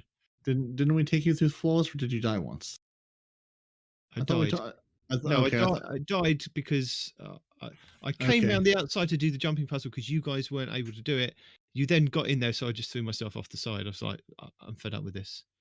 So it's not that you died; it's you committed suicide. I did. In your I was angry. Run. I was angry. That one I will take. That's why they're not doing it with you anymore. That one I will take because your own run. That one I'll take no blame for. I'll take blame for everything else, but that precise moment I will not take blame for. You take blame. So I was going through my collections, going through like the triumphs and things, like doing a little tick box for myself, going, this is what I kind of need to do before the end of the season. I came across something I am missing that is going away from the Tangled Chore that I was not aware of. Now I'm do you have any chance of getting it? Yes. Is it the blind wall? And it involves my son, who was very, very upset that I was playing on his account. Now, this involves, apparently, right, there is a ship, and I'll tell you the name of the ship. The ship is called the Great Beyond. Now, this ship, on the description in the in your collections, says that it is a ship that is obtainable from season 4, and on the description it says, source complete wanted escape bounties for Spider. I have done all the wanted bounties for Spider. You know what? Nothing has dropped. And it was only by pure chance I thought, I'm just going to go Reddit or go on the internet and do a quick search. Apparently, Spider bounties don't work. No. You have to do the Forsaken campaign. Now, me, as a completionist, have already done Forsaken campaign. So, unlike the new Witch Queen, it is unavailable for me to go back unless you have a patsy that you can backpack with and join their campaign to get to go and farm the bosses. For people that are in the stream, this is the ship he's stressing about right now. This ugly little. Yes, but it's something I can get for Forsaken. No, it's something I missed out on. It's something he doesn't have yet. That's the important part. This is what he's stressing over. No, Respawn, it's not the reward, it's the fact that it's a thing he can get. You need to understand that. So, this involves going back and fighting the Barons through the story missions. And you can just farm the last Baron. And I found a video from Time Sausage Gaming. So anybody else that is, I know there's somebody else out there that's struggling like me. It's not even exotic. I know that it's not even exotic. But I will also link it in our Tangled Chore guides later. It's a ship that's going away that I can't get, but it's also in the same vein as the Cade Sparrow that you can also get from the Tangled Chore, and it drops from the final boss in the final Baron mission. So I'm slowly been going through the Baron missions with Phoenix, and he's very. Wait, it's a random drop from the final boss? It's a random drop. The same with the Sparrow. So the idea is that Phoenix is going to might be able backpack to me do it. to that final boss. He's then going to go Over transfer and host over to me. and over and over and I'm going to over. go in and kill the Mhm. boss. I'm then going to reload the checkpoint up from his account again and go back in until I get this ship. This is one of my goals this week, is to get that ship. But I have found a video on reasonings and whys and how to do it. If anybody else is interested, because I know there are people out there that are like me. We're insane, but there are people out there Because like that's a me. sin. I wouldn't even say that you're insane because I have documented cases of insanity. And what you have and what you are doing, I don't think is the same thing from what I suffer. I just think you're weird. Okay, I am weird, and that's why half the reason why we do this podcast is so that I can tell other people How weird you are. This is other just, things. this is just a couple hours of therapy every week. You think it's a podcast? It's actually court mandated therapy for him. I don't know. We I'm are sitting we are, here. we are unknowingly taking I part. am not getting paid for this, sir. I don't know, No one said because you were supposed to. You're not a therapist. so far we've sat here for set up 3 a hours Patreon and 20 minutes. so we can get paid for this. If nothing, sir, you are another patient, just like I am. None of us here are the professionals. I've sat here for 3 hours and 20 minutes talking with you guys, and I'm already kind of thinking I need to go and do that legendary solo Master Lost Sector, and I could go and do this on Phoenix's account and get myself to see if I can get the ship. Like, Well, I'm twitching already, so we better hurry up and carry on. I've got some great news for you, because the known issues, not a single one. No known issues. The game is perfect. No, there is a list of them. They just didn't list the list. Well, yeah. There are some things. Honestly, I think at this point they're like, we'll add them to the list. We're not going to tell you. You don't care. We don't care. Like a The cold season is snap coming. grenade that Nope, actively not avoids freezing important. people. No, they fixed it already. That No, they bug was said they filed. and hope. fixed. No, they said they hope it No, won't they- affect day one release. Yeah, that's fine. Actually, there is a known issue. No, There is, not- and it is halfway through the Mm-mm. TWAB with the movies of the week, and it is just DMG saying, sorry to hit the pause on the sweet TWAB, but wanted to talk a bit more about something that before we move on from these fun movies. So moving forward, all contributors to movie of the week or any community emblems like art of the week, fashion shows, etc., must be listed in the description of the creator at the time of selection. Any contributors not presented will be not considered for an emblem. Sorry to be a bit more firm here, but we've had dealings of some false claims for missing emblems. To keep these emblems meaningful and only grant them to those who have been participating in these awesome creations, we're just tightening things up. Hey, Now, I'm missing my fashion emblem, Destiny. I just did so you see know. Cheese Forever did do a video this week Mhm. going over the reasons why people have been trying to con the system and actually getting away with it, especially over Christmas, while Bungie weren't paying too much of attention to it. So this is why they're Stolen doubling Emblem down. Valor. Stolen Valor Emblem Edition. Yeah. If you didn't earn it, you don't deserve it. Nitedemon will go out and try to find a way to get it, but he will do so in the proper and correct ways, not by lying Yes. to Bungie. So yeah, there's movies, there's artwork. It's always beautiful. Go check it out. There are many fine animals that Hippie has interspersed through the TWAB. They're worth finding. I found the That's dog. it. Oh, there's at least, I think, 3 in there. So you have to go on a scavenger hunt. No, I Just clicked like- one dog. Just like Respawn has to go on a scavenger hunt for his report roundup. Well, before we Oh. get to that, look, No, past the movies No, of the week, No, not before. Keep going. past the movies of the week, there is a Twitter picture that is hilarious. There's a box on the wall with a hunter next to it, and it's got a little sticky note that says "New ammo" from Shaxx. And he opens it up, and it's a bunch of hive worms that fall out of the box. No, I tell you what. I'll tell you what's weird is the fact that we've got to 3 hours and 20 minutes and we still haven't finished the show. We've got a Respawn's report roundup, which is chocked full of information.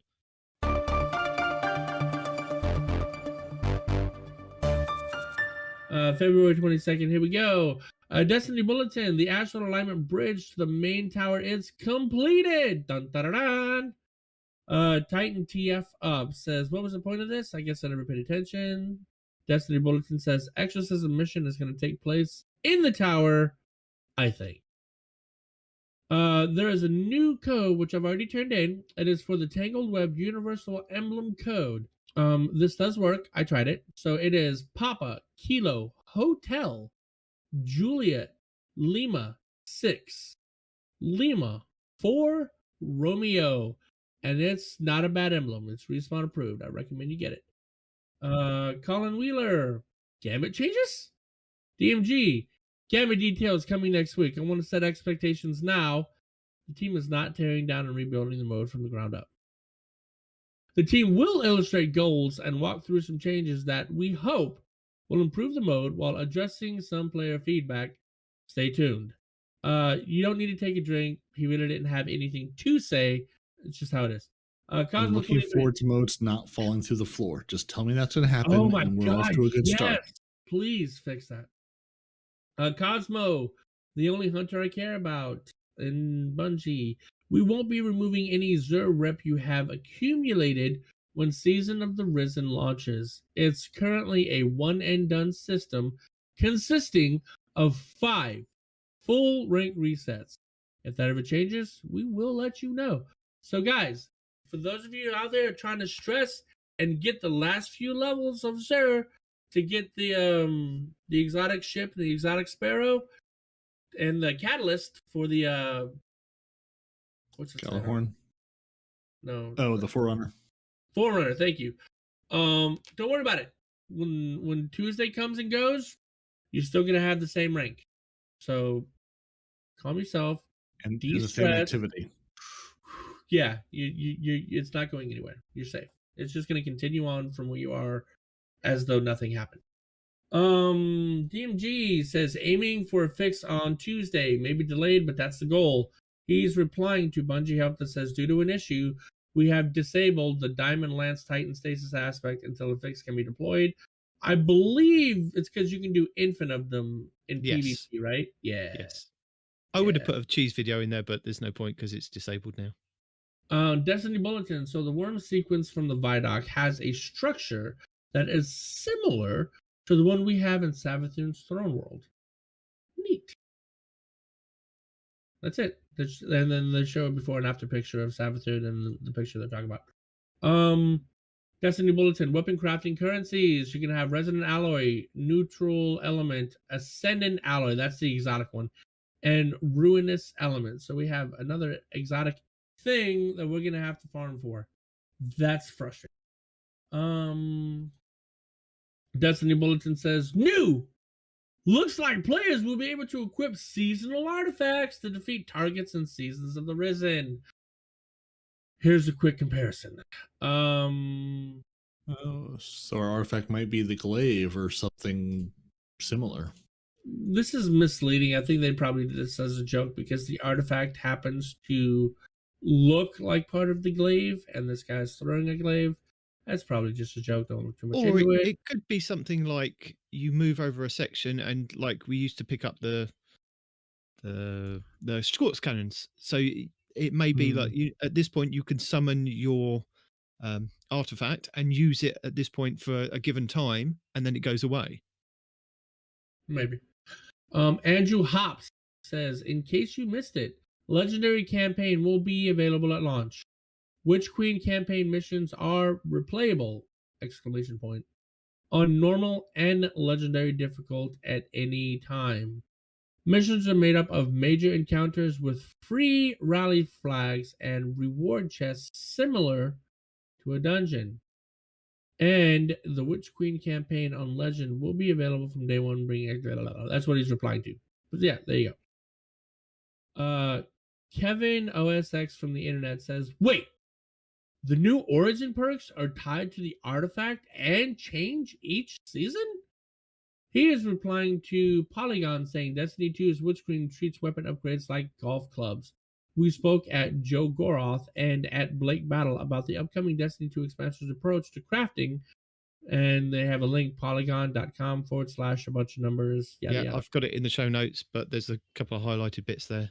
Yep, DMG says Joe is speaking to mods on the seasonal artifact that can make some origin perks a little more enticing. Think particle deconstruction for fusion rifles made an archetype valuable for a season, but mod is removed at the end of the season. Origin perks will not be removed. There you go. So will this next part tell dum-dums like me what an origin perk is? Yes. Will it? Very good. Okay, yeah. Unlike the previous sunsetting system, all of the players' current weapons will still be viable in the Witch Queen and beyond. They'll just be slightly suboptimal. Please bring back my mountaintop! Not gonna happen. That's completely unoptimal. Come on, I did it! Players who prefer to roll with their old faithful weapons will be just as powerful as they are now, but they won't be able to take full advantage of the origin perks and their seasonal benefits. Origins are fixed perks on what Blackburn referred to as a family, and they'll start dropping on every new weapon starting in the Witch Queen. The new Season 16, so it's a weapon perk. The new Season 16 weapons, which are Cabal themed, will come with a new origin perk called Land Tank, which offers increased damage resistance after multiple kills. For crafted Season 16 family weapons, Land Tank is the one thing they won't be able to customize, as it is tied to the gun's blueprint. So it is an additional perk tied to a weapon that you have no choice of, is what it sounds like. Cool. Okay, yeah, and it's not in the game now. Kind of thing. Yeah. I was worried it was some perk we had now that they just were calling something I'd never heard before, but it is a brand new perk. That makes me happier. Adding a third perk to every gun will certainly get players interested in new weapons, but it doesn't get to the heart of why Bungie built the sunsetting system in the first place. Power creep! By building better and better items, Bungie locks itself into a cycle of steadily increasing player power, which is ultimately unmanageable. That's why Origin perks will take advantage of the seasonal artifact to alter the weapon meta each season. Mm-hmm. Okay, when you say a set of gear at 1520, are you saying that armor only 5 pieces or armor plus weapons 8 pieces? Thanks. This is from Diogeo. And Andrew Hobbs is replying, each character class that completes every legendary campaign mission will acquire a full 520 gear set, all 8 pieces. Sorry, 1520. That means all 8 pieces. Can't detail too much more. We'll leave the rest for players to discover as they dive deeper into the power game. Which is why they give you 8 upgrade modules as well as completing that. So you get the just blue gear, whatever weapons and armor you have right now. Yeah, you can infuse it into whatever ones you want to. Love it. Andrew Hobbs is replying to Jason Olsen, who says at DMG. So Andrew Hobbs replied, okay, whatever. So Jason Olsen says at DMG, will we be able to replay the campaign on Legendary after completing it in the normal? I'd like to play through the story once and then a second time for a challenge. So Andrew Hops replies, yes, you'll be able to replay each campaign mission on Legendary or normal for challenge, nostalgia, and unacquired reward. Andrew Hops is a Bungie person, right? I feel like I recognize that name. Yeah. Yes. Yeah. Okay. Click, you bastard. Okay. DMG says, clarification on the 1520 drops from completing Legendary campaign. The gear you receive will be of rare quality. That means what color? Pink. Rare. Blue. Depends on what color blindness setting you've got it on. Yeah, no, Respawn. You'll have no idea what it's going to be. It's still blue. It's just a different shade of blue. That's what you think. The one thing that I do not have as colorblind mode is the green gear. It does not show up green for me at all. Everything should be green with the green. Intention is that these items can act as an infusion fodder for your favorite gear or as a boost in power as you begin to earn other weapons and armor pieces. Lord Salamont Simp. Damn it. Does it drop a full set upon completion, or do you get pieces as you go through the campaign? That's a great question. You'll find some power bumps as you get through the missions via chests and engram drops, but the 1520 specific set comes upon completing the campaign at the legendary difficulty, aka at the very end, after you've defeated whatever boss is in your way. There's going to be a chest. Chest opens, you get all 8 pieces. Bam. And that appears to be the end of this week's roundup, ladies and gents. So Mr. Video Watcher, do we have any videos that are watching at this point in the season other than the ones we put in there to tell you how to do your lost sectors and your grandmasters and all that good stuff? We have feedback, guys. Well, yeah, but do we have any tips, tricks, guides, and builds before we get to the feedback? We don't. I'm just going to leave it that we've got so much stuff to do and get done. Or if you're not playing and you're just waiting for the Witch Queen, you do you. Look But at the show notes. Everything you really need is there already. As I said, I've linked the DCP podcast YouTube version if you want to watch that with the Bungie devs, and the Time Sausage Gaming Great Beyond Ship if you are trying to seek that out like me. But then I do have the rest of the Tangletour guides for anything else that's going away, Grandmaster Nightfall tips and tricks guides, and then the rest of the other stuff in the links and useful Destiny stuff. Yeah, it's all there. So yes, we got some feedback. Oh yeah. So the first one is from Hawkslayer. Says, I recently got back into Destiny 2 Crucible. I've tried weapon combo after weapon combo and figured out what I'm missing. I'm missing the messenger from Trials. Is there any way I can link up with you guys? I'll be more than happy to give you any of my info, and if you want a random D1/D2 veteran, I'll be more than happy to help you in any way possible. I love your podcast. I'm listening to it now. I just desperately need help to get this weapon. I'll be 1 billion times more. I'm sorry. It'll be 1 billion times more difficult to do with random, and none of my friends like to do trials. I'll be willing to make whatever deal will convince you to help me. Okay, so before we move on, Hawkslayer, you said that you've been listening to the podcast. Have you been watching any of our footage? Have you seen us play trial? See, he's not asking for flawless. He's just asking for someone to suffer with, so he can. He just wants to talk to somebody. Yeah.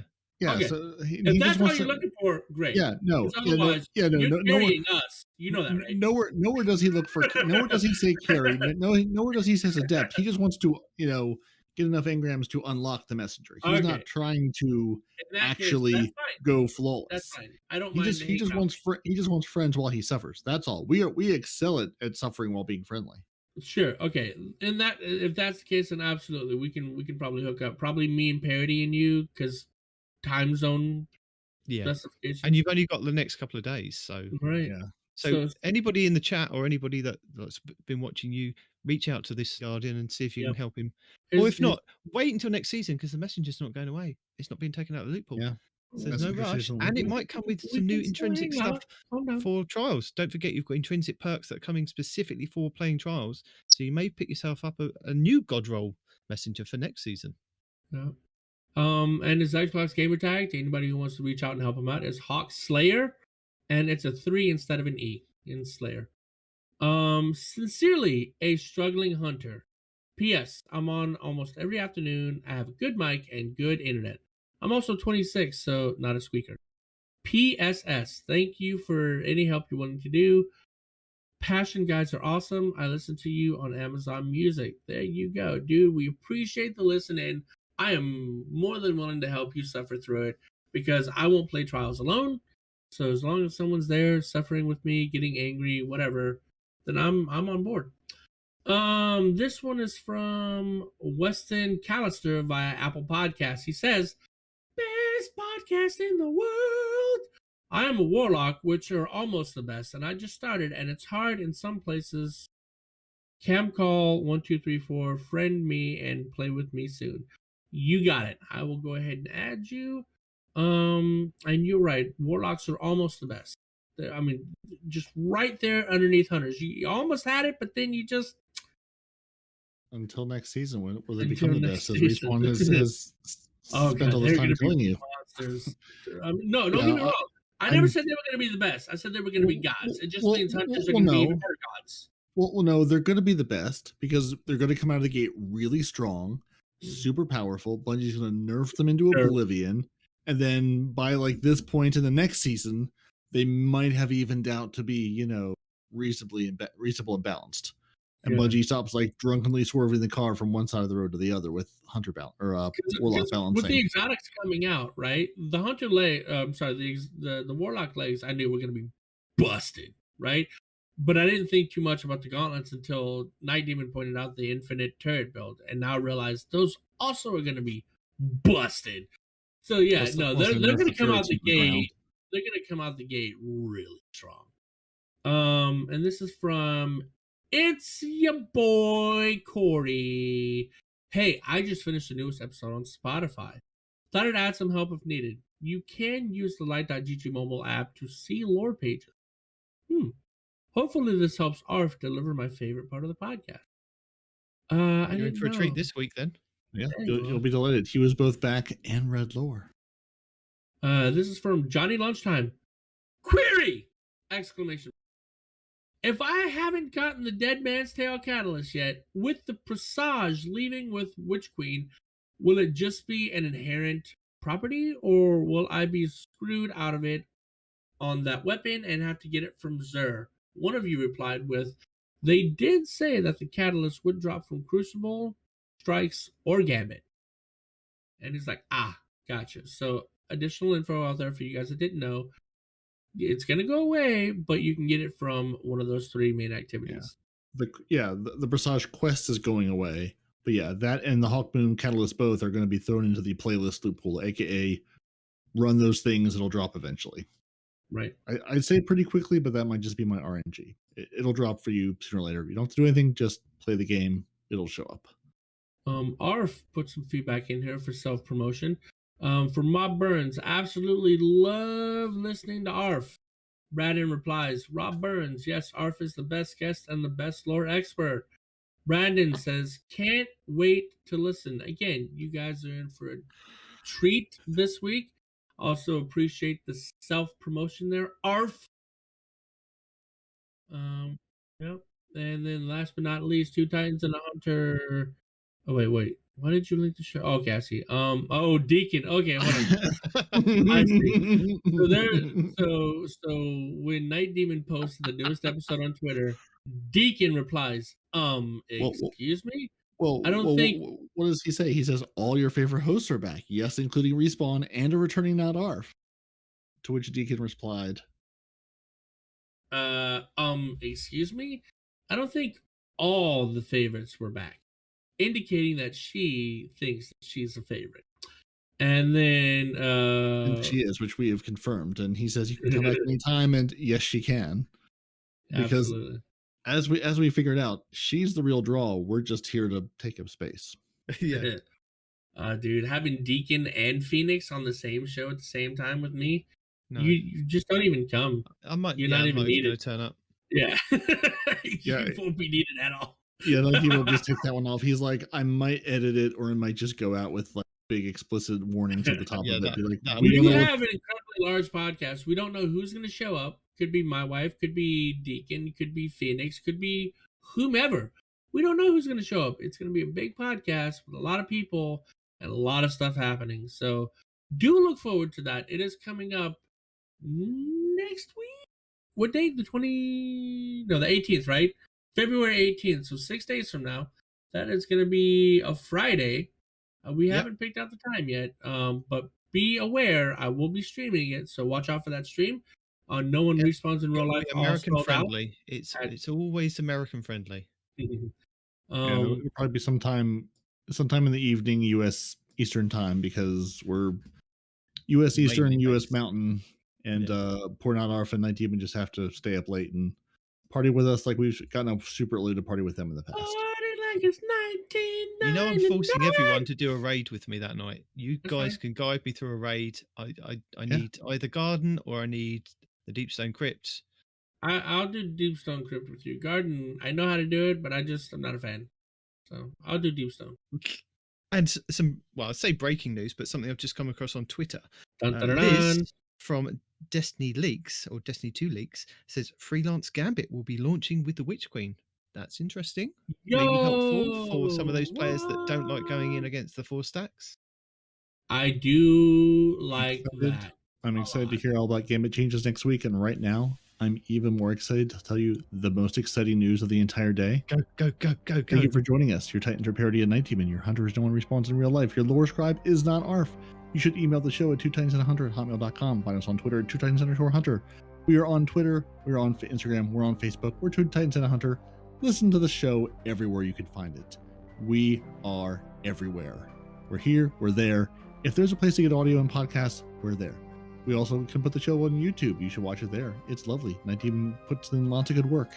And next week, we're going to give you something else. It'll be even more chaos. And we will build hype. It's not going to be this. We'll be here. It's going to be so much worse. It will absolutely be something. And until then, say goodbye, gents. Cheerio, bye.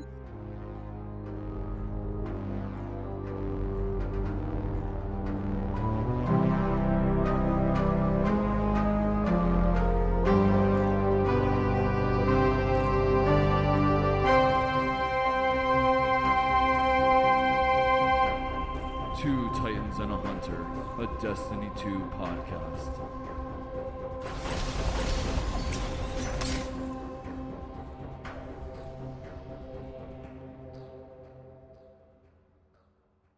It's my birthday and I can cry if I want to.